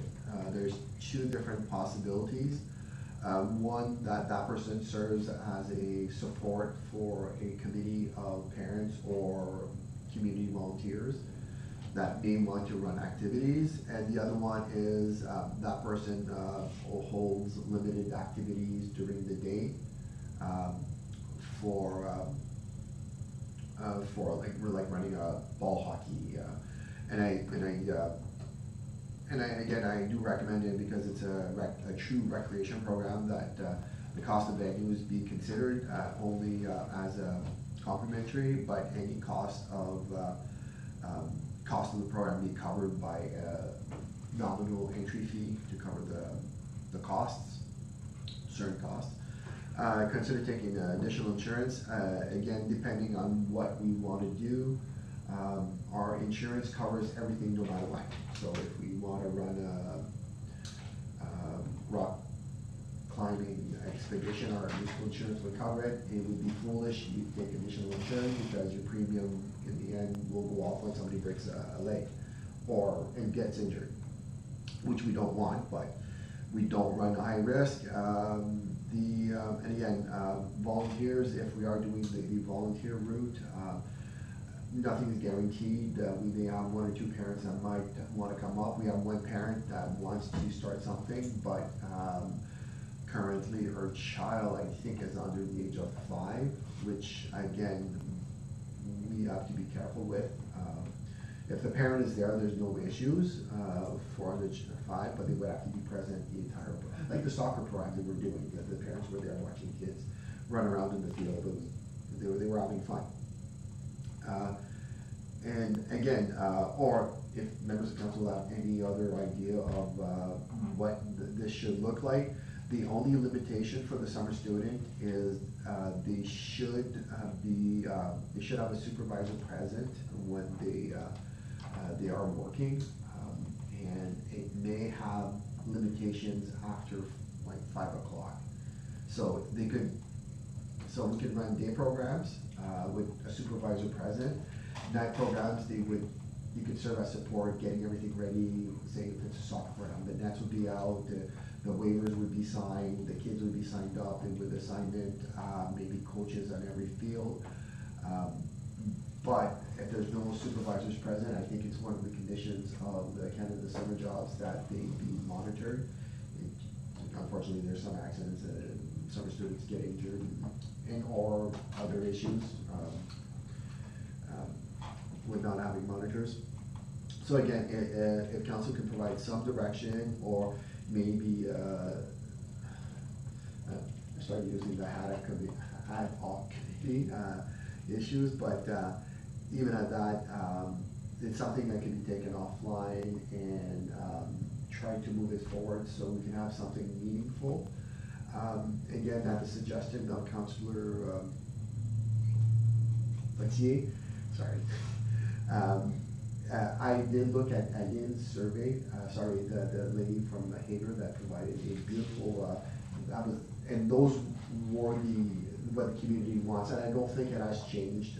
Everyone wants some to show up, and I just remember the soccer leagues, 160 kids, and all you hear is laughter and enjoyment. I don't think we should impose that on one summer student. That's we need that would need it bigger.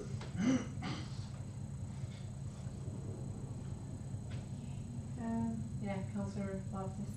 Okay, well, for this one, I'd like to hear from the other councillors because, I mean, this is talking about programs and everything I else. think there's two different. Like, yeah, there's just, this is a lot, like, I mean, you've got a summer student, they're there to what, help programs and stuff like that, but you still need volunteers, parents, you know, to be running these programs also, so. I don't know what to say about this, because,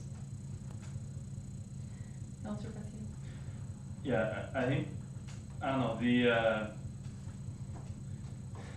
I think the term, there's a term for that, but we're getting a summer student for something that we don't necessarily have ready yet, unfortunately. So, I don't know, we have the funding available, for a summer program, but I'm really not, keen, on 100% moving forward with this without having what, you know, they need a supervisor. That's number one. They need somebody to be supervising or monitoring. I know something that's been brought up is a community development officer. I think before we have something of that effect, this is really a hard summer student to really be coaching, because one, you can't expect the director of operation to be helping them along with all this. Yourself, you're busy with everything else. The Parks and Recs coordinator has all their daily tasks to be completing as well around the community. So it's really like the only ones that we could potentially lean on for this, bar creating a volunteer committee for this. It would be EV if they would be willing to help, but again, we're coming at this without, I think, we have a summer student, which would be great, but we don't have the, you know, we're missing a link there, the lead, we're missing a link there. I think it's a shame, you know, we're at this point right now and we can't quite progress. I don't know, and I really don't wanna put a summer student in a spot where they're left holding the bag trying to run some kind of programming that, if they're not getting up to the task, you know, or they've never done that kind of stuff before, it's quite a bit to take on, especially if you're doing it with just smaller groups. So, I mean, myself this year was the first year coaching, and even just at the beginning, it was a very daunting task. So it's, you know, to expect this of potentially, younger, kids, it's, you know, quite, it's important, that's all I can say about that. I don't know. I don't really have much more to say, it's, yeah. Councilor Shams? Yeah, it's tough, it is tough, it's, partially funded position, so it'd be nice to take advantage of every savings that we can to help try to develop future programming, but it's just, as of trying to create programming and implement it at the same time, I agree with Councilor Putz, we're trying to put the buggy ahead of the horse a little bit, and, maybe we could try to, have the summer student work on creating programming maybe, or facilitating some kind of plan. But it'd be hard for them to implement. You'd almost need like Councilor Putz mentioned, volunteer committee or someone to help implement this programming. They could be available to assist. I know there was one volunteer that came up to me and mentioned with the younger child under 5 that they wanted to put baseball and soccer together. Or maybe, you know, that could be one of the duties of the. I still think that regardless, we should take this person for the position and do whatever. I'm not saying that babysit a bunch of children on the soccer field, but at least help us with the programming and the planning for the volunteer committee, or if one comes available. If the volunteer committee doesn't come through to do the activities, at least the summer student will be able to have for us next year possibly if it's scheduled a good plan, or I don't know, maybe this would say they were gonna schedule soccer with going out and, you know, setting up the field count in that job description, would that count? So even for baseball, maybe they could paint the lines and maybe not operate the equipment, but I'll tidy up, or set up a little refreshment station, bring a cooler with water or something, like, you know, there's still small things that they could do to help these activities without having to be boots on the ground without a supervisor after hours. So I still think it's beneficial, we just gotta find that niche, how we're gonna work it. And I know it's a little late in the game for it, but we're pretty good at rolling this stuff here when we have to, I think. Are we able to use her, like, does it have to be one-on-one, like, how do I say that? Cause the way you're talking, it's more or less you want her to, we would use her all this summer to just get everything organized for next year? Or should we have hands-on too? If we 'Cause I was, yeah. I like was if we just- can have her like kinda help out the administrative side, registration, blah, blah, blah, blah, for, say, a committee that wanted to do a soccer night or whatever, if there's a volunteer committee one. Pretty much just have that person on loan for programming and youth activities or recreational activities throughout the summer months while they're employed, if that makes sense. Well, the parent with the child under 5, that would be a great example where, you can do the waivers, register, and just make sure that the field is ready for them to come and play. But the parents would she would not be responsible for kids, and I think that's what you're asking. Mhm. And I think that does qualify because you're creating an opportunity for recreation. Technically, we should not be providing a babysitter. And of course, under 5, it becomes, almost, you need a parent. But the volunteers, that would be after hours, the soccer, is that what you're looking at? So I don't know if the student would be, She Able can create to the, They won't have to be there. Yeah. you can create, like, the field's ready, the parents are lined up, and a parent would have to take charge. but she's 6 hours a day, you know what I mean? Like, are we gonna, we can't be using her for, It's limited. I was just thinking, like, I know you put out a lot in the report and stuff, like, if at what point do we, like, we use her for some days to do that, or to, I don't know. Can, Like, I was thinking, like, if the groups are smaller, like I've seen it in the past that we'd have students and we'd have smaller groups, so like in the morning it would be like 6 to 8, and I don't know, could we like get together with the library and say, okay, so you bring, and there's a cost to the parents, and say, okay, you gotta purchase, and then but again, I guess we're putting that on the library too, right? Like, I don't know if you know, an hour block, you bring those kids, do a craft in the library, and then an hour later you go to the splash pad, like have a routine Monday, Wednesday, and Friday, Tuesday and Thursday, she does her organization, and then afternoon would be the older kids from, so, I don't know, like morning would be 6 to 8, and then 9 to 14, and then that would be like ball hockey, or whatever in the arena, like before, you know, there used to be basketball and stuff.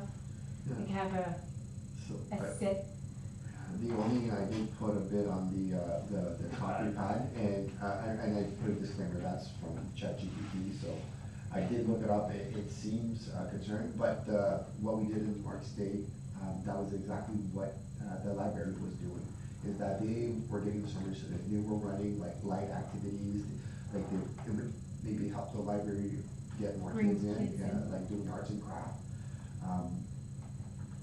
And again, I know like, I know two of the 3 are in the reference, so, and it's hard because you don't want, like, to be honest, like myself, I wouldn't want 12 kids. Like, I wouldn't want to put a student with 12 kids, so I think it would be a limit of 6 kids in the morning, 6 kids, whoever, like, first come, first serve, whoever signs up, I don't know.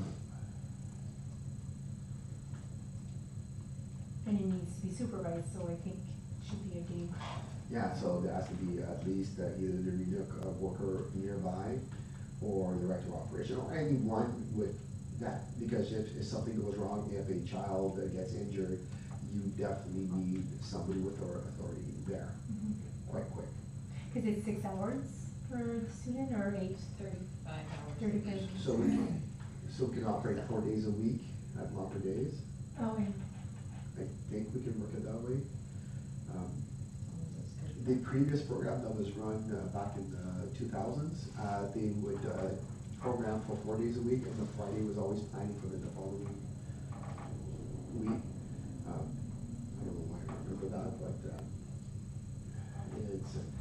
and that's what they would do. They would watch a movie on the one day, when it was raining, they were doing something And like like that. in, at the hall, Yeah, and and then again, like, you need to have. but that was sure a it's day someone program, supervised. which we can't run, we shouldn't run, should I say. Yeah, it's programming, not take care of. I'm sure. Would Joanne, Maybe. sorry, would there be any interest, like, cause it would still promote activity in the community, would they have any interest in taking advantage of us having a summer student available? I can reach out both to Unity and the library to see, what are the partnering opportunities. Yeah. Maybe, like you said, it's a day of crafts at the library, it's Supporting- assisting, promoting, Kangoo, because it does, it's not strictly for youth in this one, it could be like for teenagers and adults. So the Kangoo program, because I know they were doing it in the parking lot, The so. parking lot. So I can reach out to both of them, because I know right now I'm sitting here and looking at the students that are eyed right now, no background. Yeah. Like, it's not like they did the program last year. But it's one of those things, you're looking for a summer student, so we shouldn't expect, that much, like, yeah. And you gotta make sure too, like, the supervisor needs to be there, but that Well, student needs to be monitor. independent a little bit too, right? Like, it's like, Yeah, as long as it's reasonably nearby, Yeah. because it's just somebody twist an ankle, worst case scenario. You gotta pay the attention, if you twist an ankle, what happens with the other 5 kids? exactly. So I will follow up with local agencies and maybe we'll have a better plan, and I can reach out to, Councillor Poitier, I'm sorry, and maybe try to get something concrete for the next council meeting, so we can have a reasonable plan for the student to succeed. Even if it's limited success, even if it just creates the, Foundation, for next year.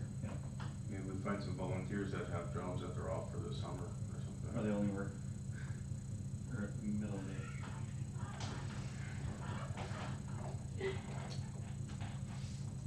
Alright, Okay. So you're gonna bring this back for? Yeah, the next meeting, and I understand the concerns, so, we're not going all out on the program. That only starts in July, right? The- Yes, and unfortunately, can't really get any I was gonna say assistance. Canada Day. So if we have a candidate before, maybe, No, we start June 30th. yeah, so maybe on June 30th, they are, Some hours, yeah. Spending their first day. That would be good, because we needed volunteers last year. and after a wedding, maybe they. That would be part of it. Yeah, Okay. that would take care of week one.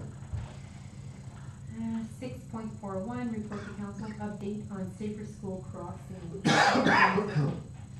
Okay, safer school for us. Okay, so from direction from council or the presentation we had, from, Rebecca, York. Should remember, it's sort of related. So I approached the MTO. I had, last year I had contacted the concern of the crossing, they got the 2 lines last year, which 2 lines, you look at it, all that for 2 lines. So in the email back, I'm gonna get the ladder. Basically in it's the bit of the diagram there, so they're, between the 2 lines, they're gonna be black bars, or white bars, so it's gonna look like a true crosswalk. And from the email that I did follow up, I got on Friday, it's not a case closed at this point. They are looking, because all we want is awareness of the stop sign, so we can stop, the people will stop. So I've spoken with the mayor sits on the police board, and again, it's the recognition of NTO, it's more of an enforcement thing. But council wishes, and I do too, to have a safe crossing. So in their email, they said potentially look at the amber light over the stop sign. I did talk to the director of operations. She will be getting a quote on those. But I'm going to wait to see if MTO is going to step up and put either bigger signs, fund the amber light over the stop sign, or an earlier one. Right now, I'm hoping the MTO will step up because, maybe the amber light's not expensive, but anything else, like the crosswalk, the buttons, has to be engineered, has to be to like post standards that we purchase and install. They're not gonna fund it. They have said they won't fund it. So he said he's seen, they're approaching 100,000 for a separate button crosswalk. So I think if we get this first little win on, we got the ladder crossing, and then if they can come back with the bigger stop sign with the amber lights, I think that will be a small win right now. It may not, I wouldn't send a 4-year-old across after what I witnessed in the mornings and the afternoons. During the day, residents are fairly good. Morning, I think we get true traffic, and sometimes they barely slow down, and it is a concern, and I wouldn't send a 4-year-old. A 12-year-old can move fast. We have seniors crossing. We witnessed some seniors here, and we are concerned, just because they're walking diagonally across the intersection. Yes, and then we're sitting there, it's like, and I think even Pam went out one day and talked to one of them. Was it who walked out? It's like, it's just of concern, because especially if you get those trucks that, unfortunately, if they're true traffic, they don't normally go through St. Charles, so this intersection is that little stop sign on the other side. Sue went out. I sent her. Yeah.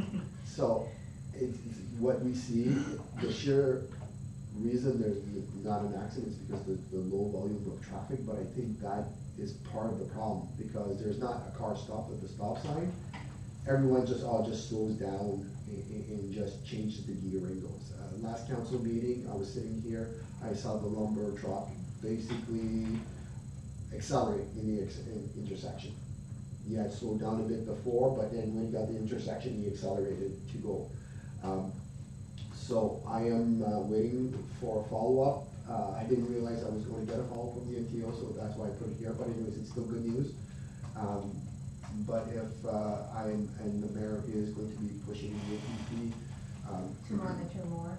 Yeah, to monitor more and stop, and they did do it for a little while, but after that, they stopped. I got to talk to one of them. I said, what, rolling? He said, no, I stopped, no, that was a rolling. But, yeah, bad habits. Yeah. But the amber light is our stop sign that they're talking about, right? Stop signs on the highway are they're owned and maintained by the province. But they will not, if it's not warranted, they won't pay for it. So if we want to add an amber light on that one, or stop ahead with an amber light, it would, right now what they're saying is at our cost. Our cost, yeah. In which we will have, once they come back and we'll see what they will do, I will get. But even on that side, it would be our cost, because really that's MTO, right? All three are MTO. Yeah.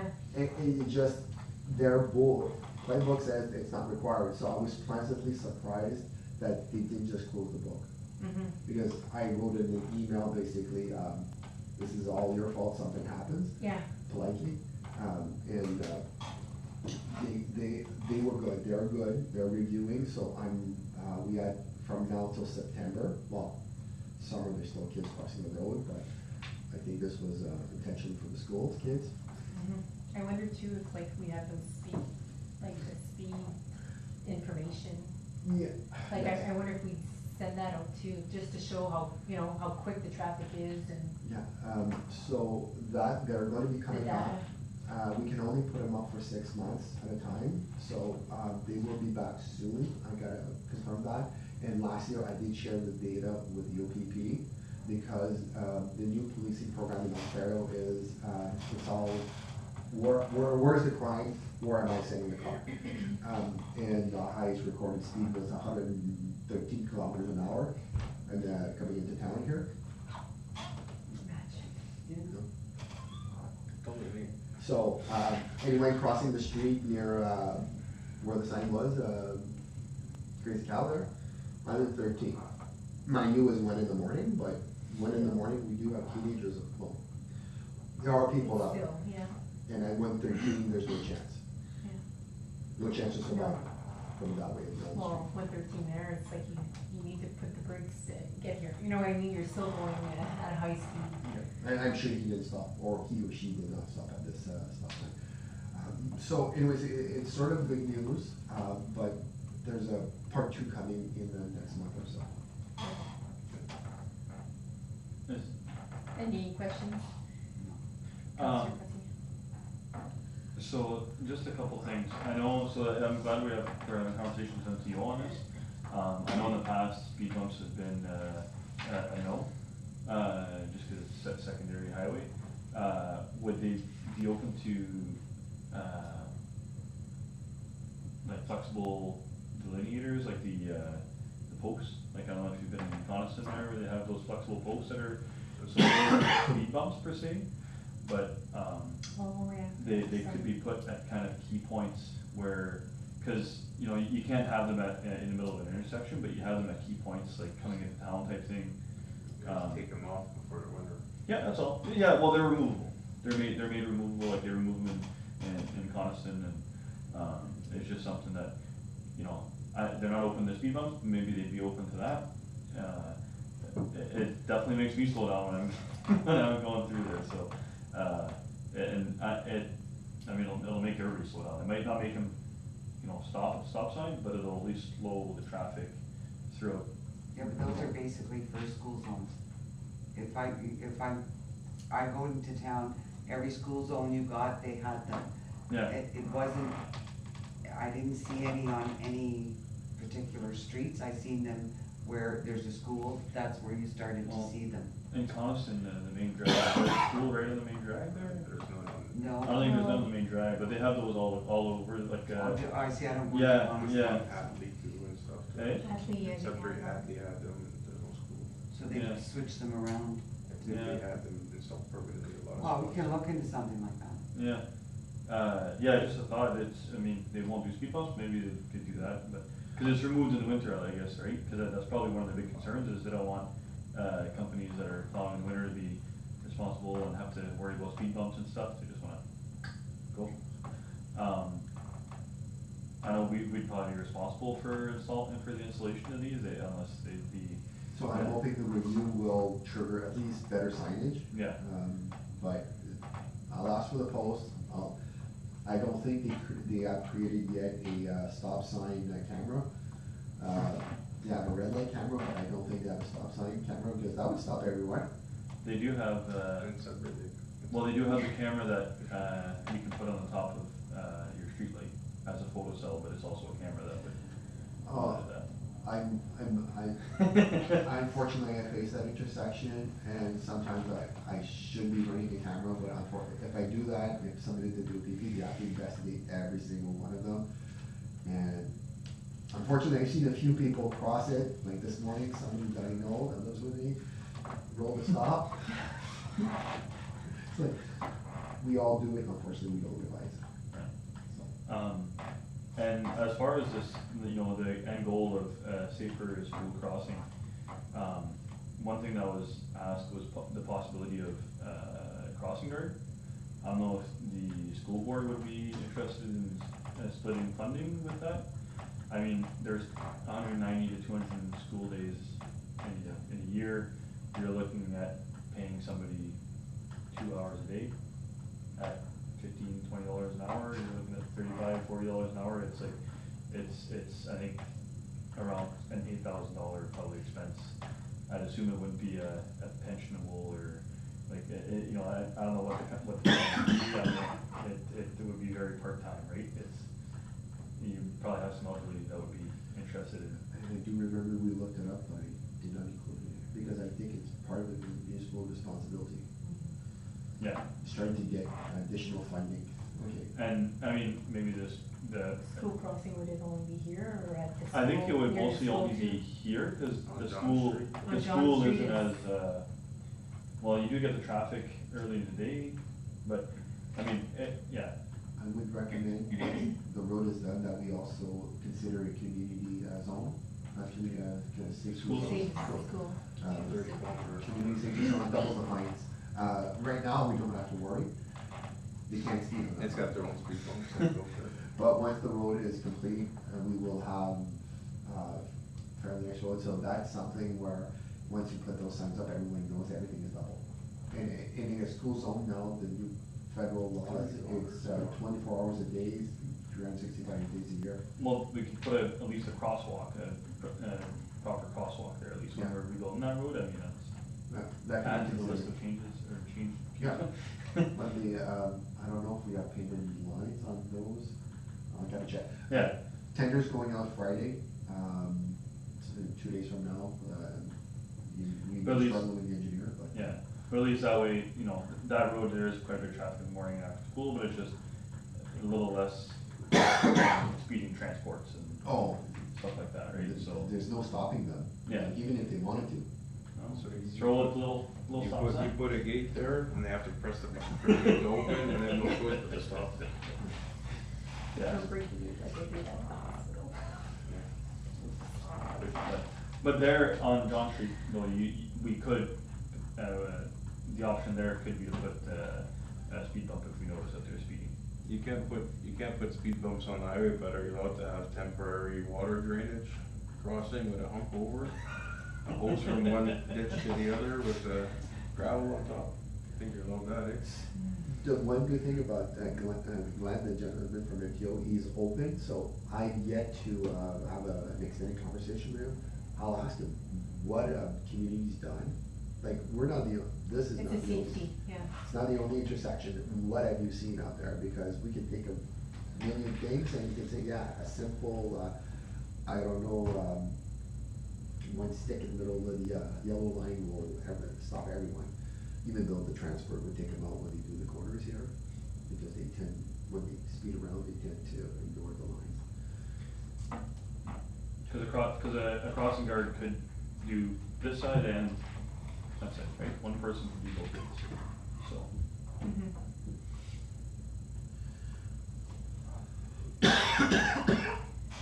Or maybe yet, use the bus for up till at least 8 years old. Yeah, I don't get that, No, yeah, I know. that's, You're 6, you're a big Yeah. boy now. Or 5. it was 5, I think, right? Uh, The second, she was still Yeah. kindergarten, it was. Yeah, she's The fine. first year's fine, but the second year. is it age or grade? She was in she went I think to it's the junior age. kindergarten, the bus picked her up the next year.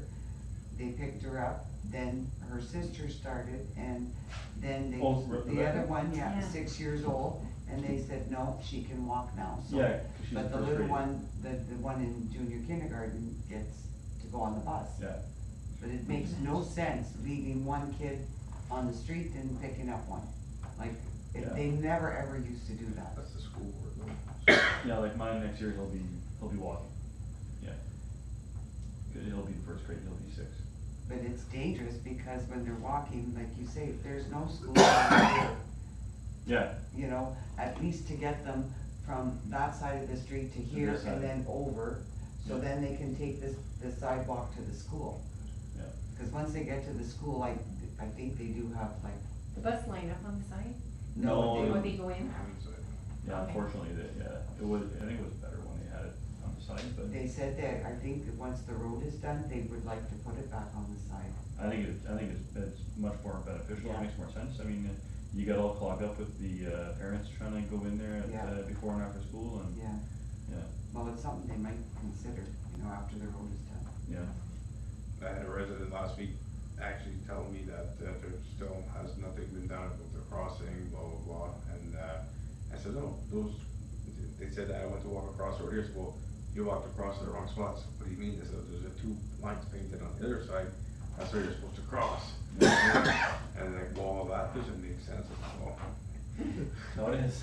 that's the safe spot to cross, so I don't know if we need more signage, if that's an issue, because there's no signage telling residents that this is a It's crosswalk.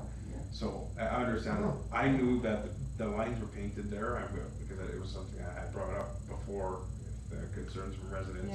Yeah. And that got done, but there's no signage, so this resident is actually the same resident that was, complaining, not complaining, reaching out to me in the first place with a concern about there not being a crosswalk after the fact, yeah, those two lines are painted, but it's still not, no signage, so I think, I know we have Educate. signage budget and stuff, and we're doing signs, but maybe that's a simple sign if we have something made up, a crosswalk, or just, you know, Yeah. maybe, and even for traffic coming, Yeah. a sign, pedestrian crosswalk ahead, that maybe urge them to slow down a little bit more before they get to the stop sign, because, you know, there's a crosswalk, probably a stop sign too, so for, as you say, through traffic.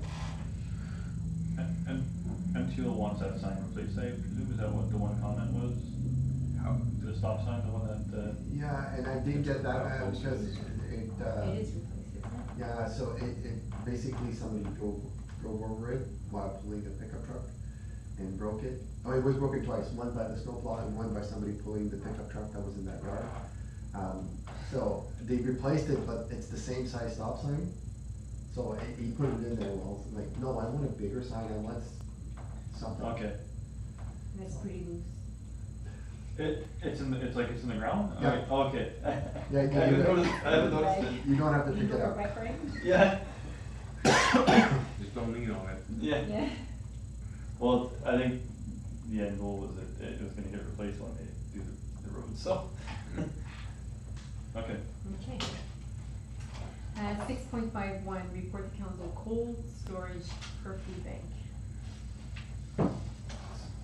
So if council remembers, this was brought back, the mayor, is, and the food bank, volunteers are leading the charge to, get some food delivered to St. Charles, that would then be distributed to other food banks. Council reviewed it, as long as, we have some commitment of covering the operational costs, which, the mayor did confirm both the Warren and French River Lions Club, at $750, are committed for donations, and this,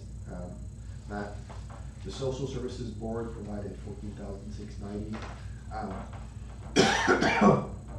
The mayor has got a quote of $13,229 for the CCAN. We have a local electrician that has stepped up and will be providing labor for nominal, no cost, your neighbor. Once it's done, we will definitely obviously recognize him. And there's also opportunities to provide tax credits for labor provided. We still can't issue those. Again, the cable hookup, that's a complete, that is, we don't know. Depending on the location, which is part of this report. So the CCAN itself requires 3-phase power. And obviously there's some better experts on the table here than I am. But if we do not select a location with 3-phase power, we need a, I think it's converter? Transformer. We have the converter already for the different voltage. So the transformer is an extra $3,300 if we were to locate it not near 3-phase. Fortunately and unfortunately, we really have limited locations where municipal property would be able to house this. So I did my best to do some diagrams of the arena where possible location. The one on the west side is right near the electrical room. I'm assuming this is probably where it'd be the less costly to install. Unfortunately, it's not visible to the entire park. I did talk to the mayor.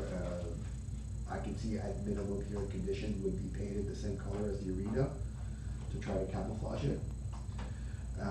Or blend it into the arena. It still would be a CCAN sitting on the outside of the arena.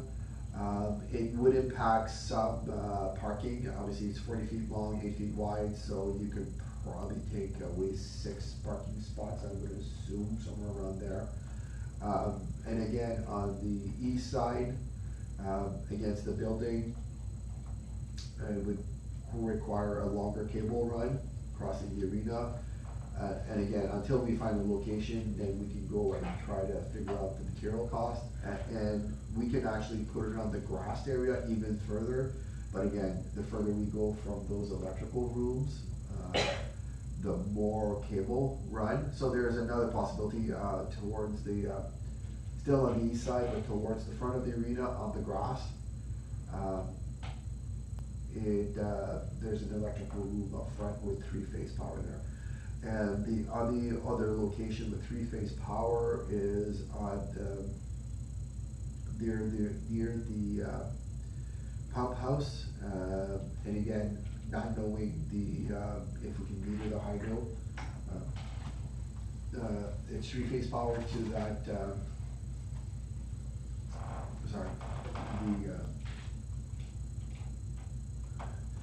the Lagoon lift station. We do have across the property of that vacant lot that CCAN could do well. Either of those locations, the issue with those is, it's not at the arena where the current disbursement of non-perishable foods are stored. So it would be, you would have to transport the materials back and forth. And if we put it on the vacant lot, I can't see other than an extra pole, and poles are go for what, 10 grand a pole or something crazy. So depending on the location that council would consider, the arena seems to be the logical choice at this point, though not optimal. Neither of those are optimal. The one good thing about those CCANs is that they're movable. So at one point or another, if we find that this program is success, it could be either relocated to another location within the village or in the Summer East area. And again, we're hoping that this will be self-sustaining, and if the DSAP sees the benefit in this, that they will cover all the costs. But at this point, it's the volunteers are trying to bring sufficient food to the community. So I just need direction because I know they want to purchase the CCAN, but we need a final location. Hey, Councilor Loftus. Okay, yeah, I think the arena is the right place for it, obviously, because, I mean, the food bank is there. So, I mean, if we put it close enough to the arena, it'll be an obstruction for a few cars, but I mean, the arena parking lot is pretty big. I'm just wondering you've got tentative electric cost for $500. Is that for the year for the hydro? Because now I know they were talking about this unit, and maybe Councilor Chance can help me with this, is that they said they plug it in before the food comes, and then when the food is distributed, they're going to unplug it or turn it off. Is it feasible to do something like that with a container? Like, You mean like thaw freezer and then? like I'm just wintering, like winter months, like should that be running low all the time, or because our hydro is quite expensive at the arena. So I'm just wondering if it's plugged into the arena. I think $500 is really low for a tentative cost for 2025. So again, not having a CCAN running, I went online and they vary the cost, and did I put in the report? Yeah, that's numbers from, and the hope is once they receive the food, that will run only a few days. And again, that's a hope. Will it be reality? Will we have to run the CCAN 1 week a month at say $20 just to make it easy? So that's $150 a month. Definitely blow my $500 budget. Okay, But I was just wondering because I mean in the winter months if you turn it off, right? Would things freeze, like the unit, like the motor, or like, cause it looks like there's a unit. Insulated. It's insulated, okay. But it's not. But I mean, I'm in favor of putting that at the arena, and yeah, it's a good program. I think it's something that we need. Which location? At the arena, The west side? yeah, where he recommended there. It was the west side, eh? Yeah. Closest to the electrical. Yeah. the Yes, west side. yes, closest to the electrical panel. Councilor Patsy.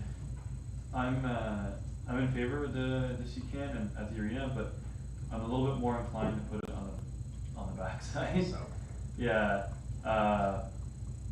or, yeah, sorry, not like on the back, but like on the, East. yeah, on your orange location there.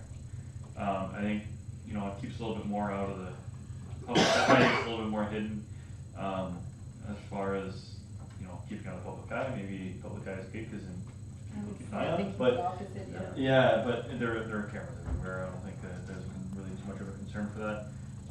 It does put it farther away from the electrical room, but, the transformer, I would presume would be getting installed in the electrical room, or we'll have to get a little bit more info on that, but it's a fairly small transformer, I think, at the end of the day, cause Yeah. they just call for 30 amps.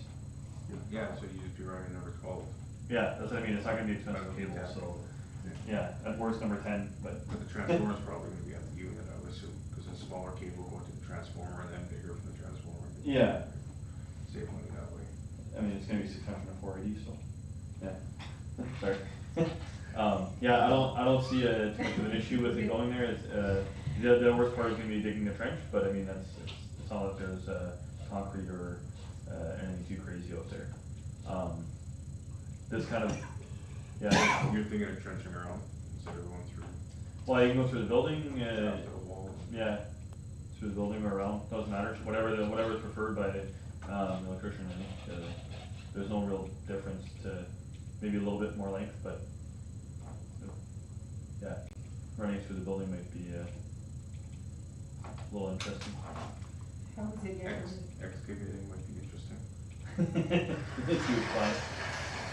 Yeah, Looking at it inside the building, so that would be near the, so it would be right beside the door, beside the the back rooms, yeah, so it would be just, I guess, to, like, if you're looking at the arena, it would be just to the right of those doors, I guess, cause you wouldn't wanna block those doors. how accessible is it for them to? Like to drive by this? So, no, cause do they have to, does it have to be, feasible for inside also? Like, are they putting stuff from inside the arena in that storage, or no? My It's all gonna understanding be is- outside? Is the Okay. deliveries from Southern Ontario. And in winter, we were still gonna do it, but then I don't know how they're, we will have to shovel the snow at the big doors, but it's once a month, so we're hoping that disruption to the snow removal will be limited. How's the lock on that, not locked? I'm sure, just see can, add a lock. Yeah, there's a lock. There's a lock, eh, huh? They lock the front. I'd assume there's a lock somewhere, but the one picture in color, doesn't really show anything, but I'd assume there has to be something, it's just, I'm just thinking like, you know, a lock just keeps the honesties out, but it's, a lot, yeah. Yeah, no, and I did talk to the mayor too, that any electrical would have to be out of the public view or Yeah, buried cables. inaccessible, yeah. Not something exposed where, Somebody can run into it, or just take it home. yeah. Or unplugged, which is more my concern is inadvertently kids are playing with a plug and pulling it out, Yeah. which I don't know if they're plug or hardwired, so. Is there gonna be some kind of, I guess only for a few days, but I was thinking, is there some kind of, is there gonna be some kind of monitoring system? I didn't really see if there's any. Other than monitoring the number of days and the average cost of operating, it is difficult, unless you can suggest e-metering. No, monitoring in terms of if there's an issue with the. Power outage. Yeah, power outage or if. Generator. Well, just some kind of like they do have, like often those units have some kind of alarm, but I don't really see any of that in the Might be something to proposed, consider. I think they spoke about an alarm last time we talked about this. Like they could shut off, there's an alarm about sound, but just nobody's. Or is there's some other. Well, that could be something that's looked into after, but I mean, just a concern, right? We've already had, I think there was a freezer upstairs in the Yeah. the kitchen there that had a turkey in there at one point. Yeah, they lost a lot of food there. Yeah. Yeah, and I'm sure if this program is successful, this benefits every so it'd be an advantage to, proper monitoring. And then the other issue, is council okay that the public works, like, prepare the site, because I'm assuming Yeah. this is just gonna be a gravel pad and 4 patio stones, or just for now, I'm not quite sure, it's not gonna be a concrete pad at this point. Are we able to put it tight against, I think we should be able to put it tight against the arena, is there We have those, then gonna be concern of, any snow loads falling on That's it? what I was gonna say, just being on the other side of the building, snow load is definitely gonna be a concern for that. You have to see what that C-CAN's rated for, it's a roof. Okay, work with the CBO on that one. They have those cement blocks too, though, right? Don't That, they? the Yeah, cement so blocks are to side- keep you away from the snow yeah. load, but to Maybe move nicer it to put it- closer would be Yeah. nice, but we'll probably just in court. Require us to go and put a couple of snow cleats up, so snow doesn't fall into the C-CAN, Yeah. you know what I mean, if it's Mhm. snowbirds. That was gonna be my concern. Councilor Lachance, anything else to add? Um, Yeah, that was really it for me, like, I think it's a great thing to bring to the municipality. You know, the neighboring municipalities too, proximity to the building, like myself, east or west side.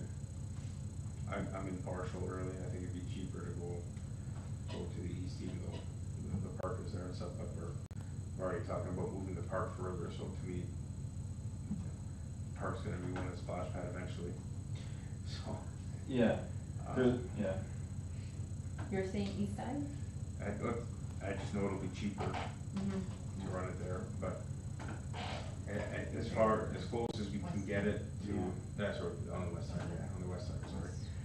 As close, in the yellow box, as close as we can get it to the south of the building too. Again, those areas aren't to scale, that you're seeing on the picture, I believe. 40 feet. Are these like, doing an agreement? Like, I know it's written that like, the French River Lions Club is donating and Warren, but is that just a one-time deal, or is that gonna be something? Cause we wanna make sure that the cost is, Yeah, ongoing, unfortunately, that would be the mayor. And my understanding is that it's gonna be a yearly request, okay, because it's the understanding for that. And especially if food is going back to their community, it would be a good word for them to have surplus, if they have surplus food. But unfortunately, at this point, I will have to defer to the mayor for the conversations he had. The only thing I think, the whole base, like, this is the only part I'm trying to look at, like, I understand we have a quote for putting a base underneath. Why are we spending money, like, the ground is fairly level there? It would, so for the gravel, it would be worst case scenario for leveling, and it's in our parking lot, so it remains there. So if it's not required, it will be, Okay, because that's, it's a C-CAN, like, it's. yeah, and they will cover the cost of, like, the corner, you could put corner, stones, yeah, whatever because it's meant to rest on the four corners. okay. So if it's not required, we're not doing it, it may just be a requirement just to pass the grader once to have it level. And if if for whatever reason, the gravel that's there is not sufficient, but it's our parking lot, so. you had mentioned also painting it possibly, but I think keeping it white would be, If there's a name on it, and I don't know if, the quote came painted white, I am not sure. I think for efficiency, it'd probably be best to keep it, But these could have been owned by a different company before, or these are used for transportation too, bringing stuff across refrigerated units. Maybe. And the mayor is the one that was having conversations with this company. And it's always an extra cost to have them painted white. I'm assuming they are white, but I It guess. says that it's a 40-foot stainless steel insulated storage unit, so, to me. Stainless steel matches well with them. Stainless steel. Maybe that's the inside I guess they're referring to. Yeah, Uh, the it's- color match to the arena is the. interior, stainless steel interior. Yeah, that's what I mean. Yeah. So, it doesn't say for the outside. that was more the reasoning of keeping it out of eyesight, but if we wanna save on a couple $100 per table. So the direction, so acceptable location, we're gonna go with the west side. I think that's what we agreed to.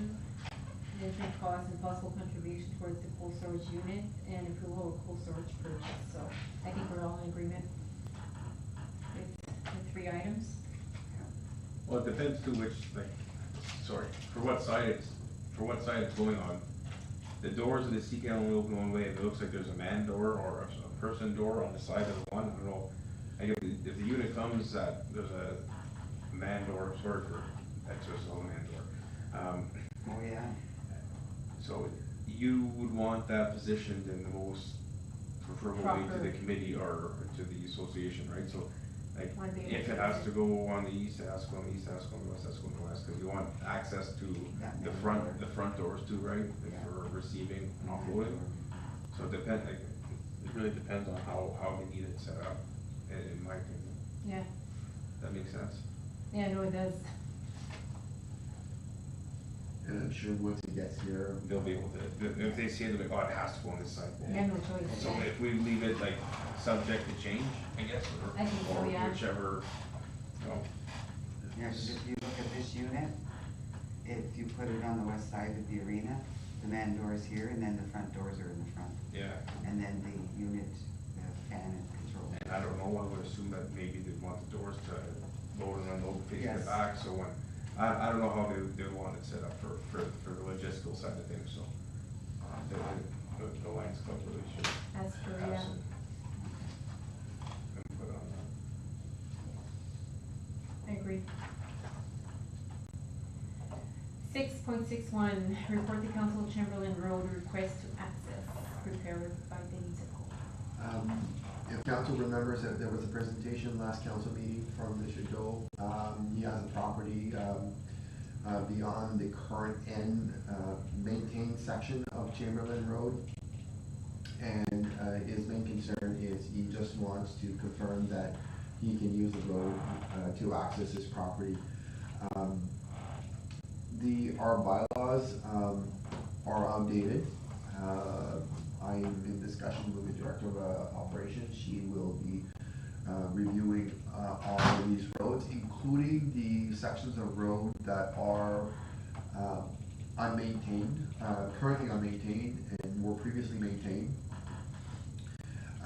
It's quite a lengthy report, but in just a nutshell, it was used, public funds was used in maintaining this public road in the past. It is a public road. Council can do a few things with it. You can start remaintaining it. You can enter an agreement with the landowners for them to maintain it. Or a simple sign saying unmaintained section of road. This is way more complex in terms of a subject. I will recommend, apart from this road classification bylaw that will come back to council, work with Mark C. Warren in a boundary road agreement that would deal with unopened road allocations, basically sections of road that are not maintained but are municipal roads. And we need to create a policy. We have one below that I included that was passed a few years back for the policies of unopened road allocation. I was reading one from a different municipalities. There could be additional, but the policy itself can serve as a basis to provide a response to Monsieur Doe, which I'm suggesting is, and I'll just go over it quickly. And it's basically, we need to have signage at the end of the current maintained road, so anything beyond this road is used at your own risk. Most municipal roads are not surveyed, so the land has not been conveyed to the municipality, so hiring a surveyor to find the limits of the road is not useful at this point. The land would have to be conveyed to the municipality, and then you would have to be willing, landowners to do that. In this case, because the road is existing, it is a legal road from my understanding, as it was, public funds was spent. So there's no issues of using this as a public road.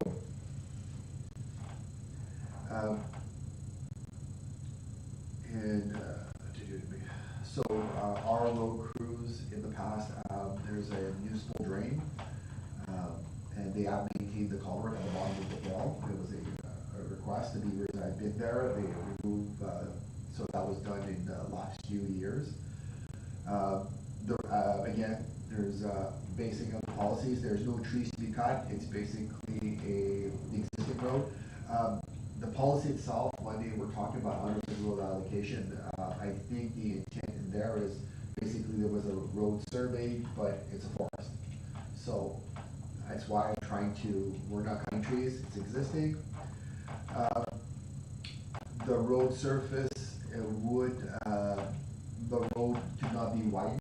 The road surface is as is, so you can't do anything to widen it without the permission of Director of Operations. So if you were to request maintenance, and again, we will look to create a policy for people to maintain unopened road allocations. And I think there's an opportunity to share costs with Mark State Warren because they're having the same issues with unopened road allocation. People want to build at the end of them and they want to snowplow in winter. And unfortunately, still a municipal road. If you're still snowplowing a municipal road, somebody runs into you, they will sue the municipality. Or there's a chance that the municipality may be held liable. So obviously, if you're doing maintenance, you're only doing maintenance if you hold the municipality harmless and you have proper insurance. Again, that would be G&H. So I'm proposing to respond to Monsieur Doe to basically say, yeah, it's a municipal road, you can use it, but with these conditions.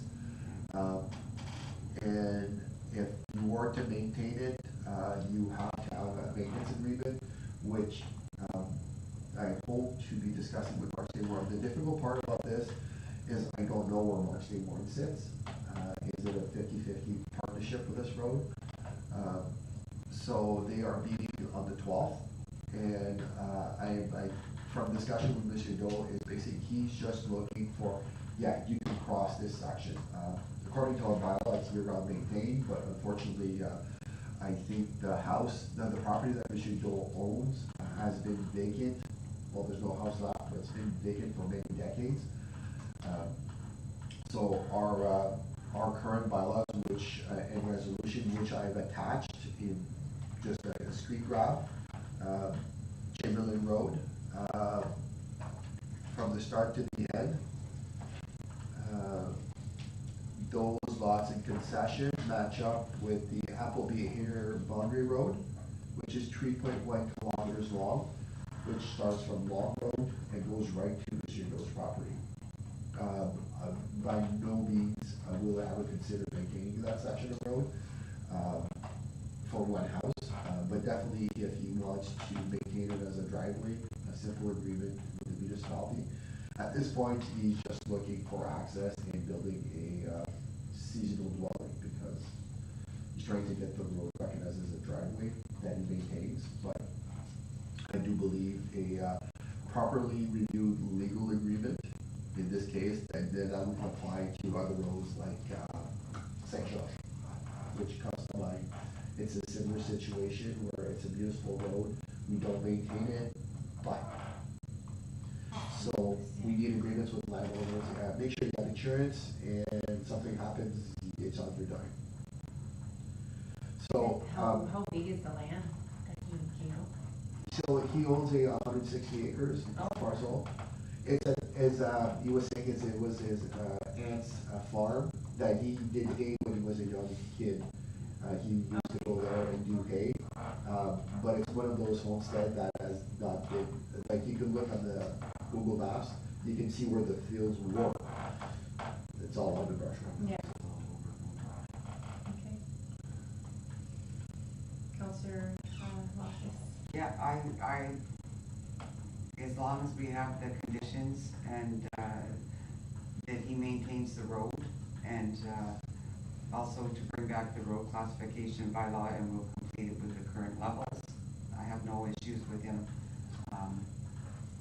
having access to the road, as long as he maintains it. And just a side note, the director of operations also dealing with somebody at the end of Crawford, which the same, but it's on our property and we have records of being maintained. So they are asking the same thing, it's just we should do it once, because he's dealing with Mark State Warren, he's trying to get the same page, but, we've, direct operation, we found the proper document, we went in the files and found documentation from back in the 80s, where it was a handwritten letter stating to the landowner, we sent the grader out after a complaint.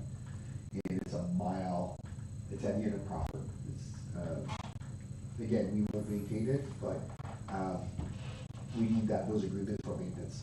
For, yeah. Counselor Patsy.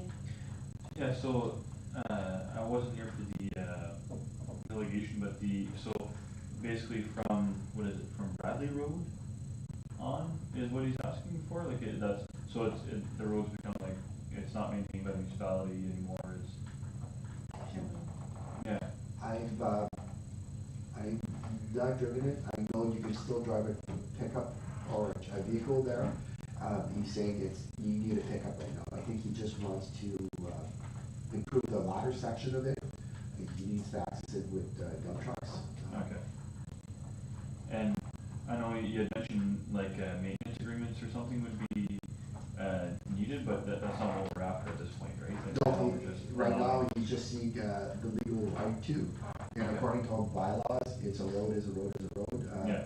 Council can stop up and close the road, but that's a different process, and it would basically, yeah. There's more involved, yeah. There's more involved. I don't wanna stop him from accessing his property, I think what he's asking for is acceptable, accessing it. I think as long as any improvements done to the road don't like cause damage, that's all, it's just, I don't know, it's, that's the only thing is, you're on a slippery slope when you're allowing somebody to maintain a road that's technically, municipality, right? Did I provide a link I think so. for Tay Township? Tay Valley? Tay Valley, yeah. Yeah. Tay Valley, if you read that report, and again, Tay Valley was actually, the same lawyer we use. So, if we are, I'm gonna suggest to Mark State Warren, if we are doing the bonding road agreement and any type of road maintenance agreement, that we just bring out, it's a bit different in Southern Ontario because most roads are surveyed, line conveyed. So I would recommend something like that for our roads, and then we can deal with like the end of Snowden, and a few others that are currently, not maintained. Javgar Road being another one. Yeah. A future report. Yeah, no, sorry, I'm looking at I just clicked that link and just at the top it says confidential report, so it's. I know it's publicly posted on there, but yeah, no, Yeah, just like it comes up, I guess. yeah, no, it's not, I didn't hack it, but no, it will actually says public version. Yeah, okay. Oh, yeah, there it is, okay. Perfect. Yeah, no, I have no concerns with that, thank you. Counselor Lachance. Yeah, I'm in agreement to, get access to Chamberlain Road under the, circumstances that are listed in the report. Can we go ahead with the recommended resolution for both? So I'll be sending him a letter. Exactly, yeah. Because he's being involved. Okay.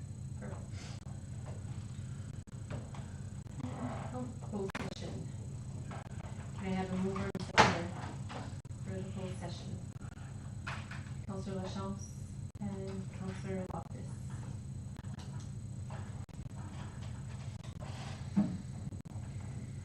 Moved by Councillor Lachance and seconded by Councillor Loftus. Be it resolved that Council Corporation of the Municipality of St. Charles hereby opens a closed session at 8:35 p.m. to discuss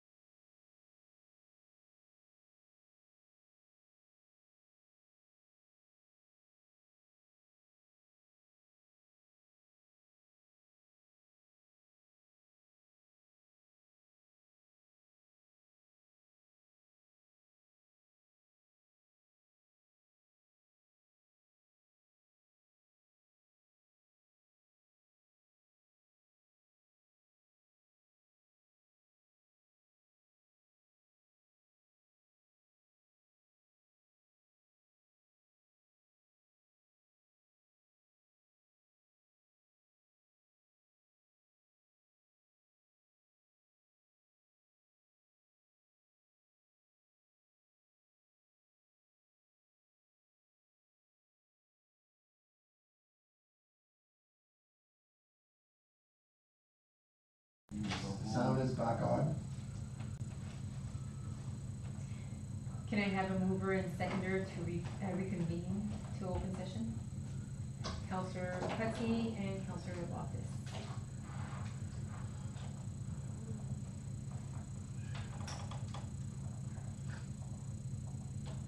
Moved by Counselor Pache and seconded by Counselor Loftus, be it resolved that having dealt with all matters pertaining to the closed session, we hereby reconvene to the committee of the whole meeting at 8:59 p.m. All those in favor? Carried. Direction was given to staff how to proceed with cyber security. Can I have a mover and seconder to adjourn? Counselor Cutsey, Counselor LaChance. Moved by Counselor Pache and seconded by Counselor LaChance, be it resolved that the committee of the whole of June 4th, 2025 be adjourned at 8:59 p.m. All those in favor?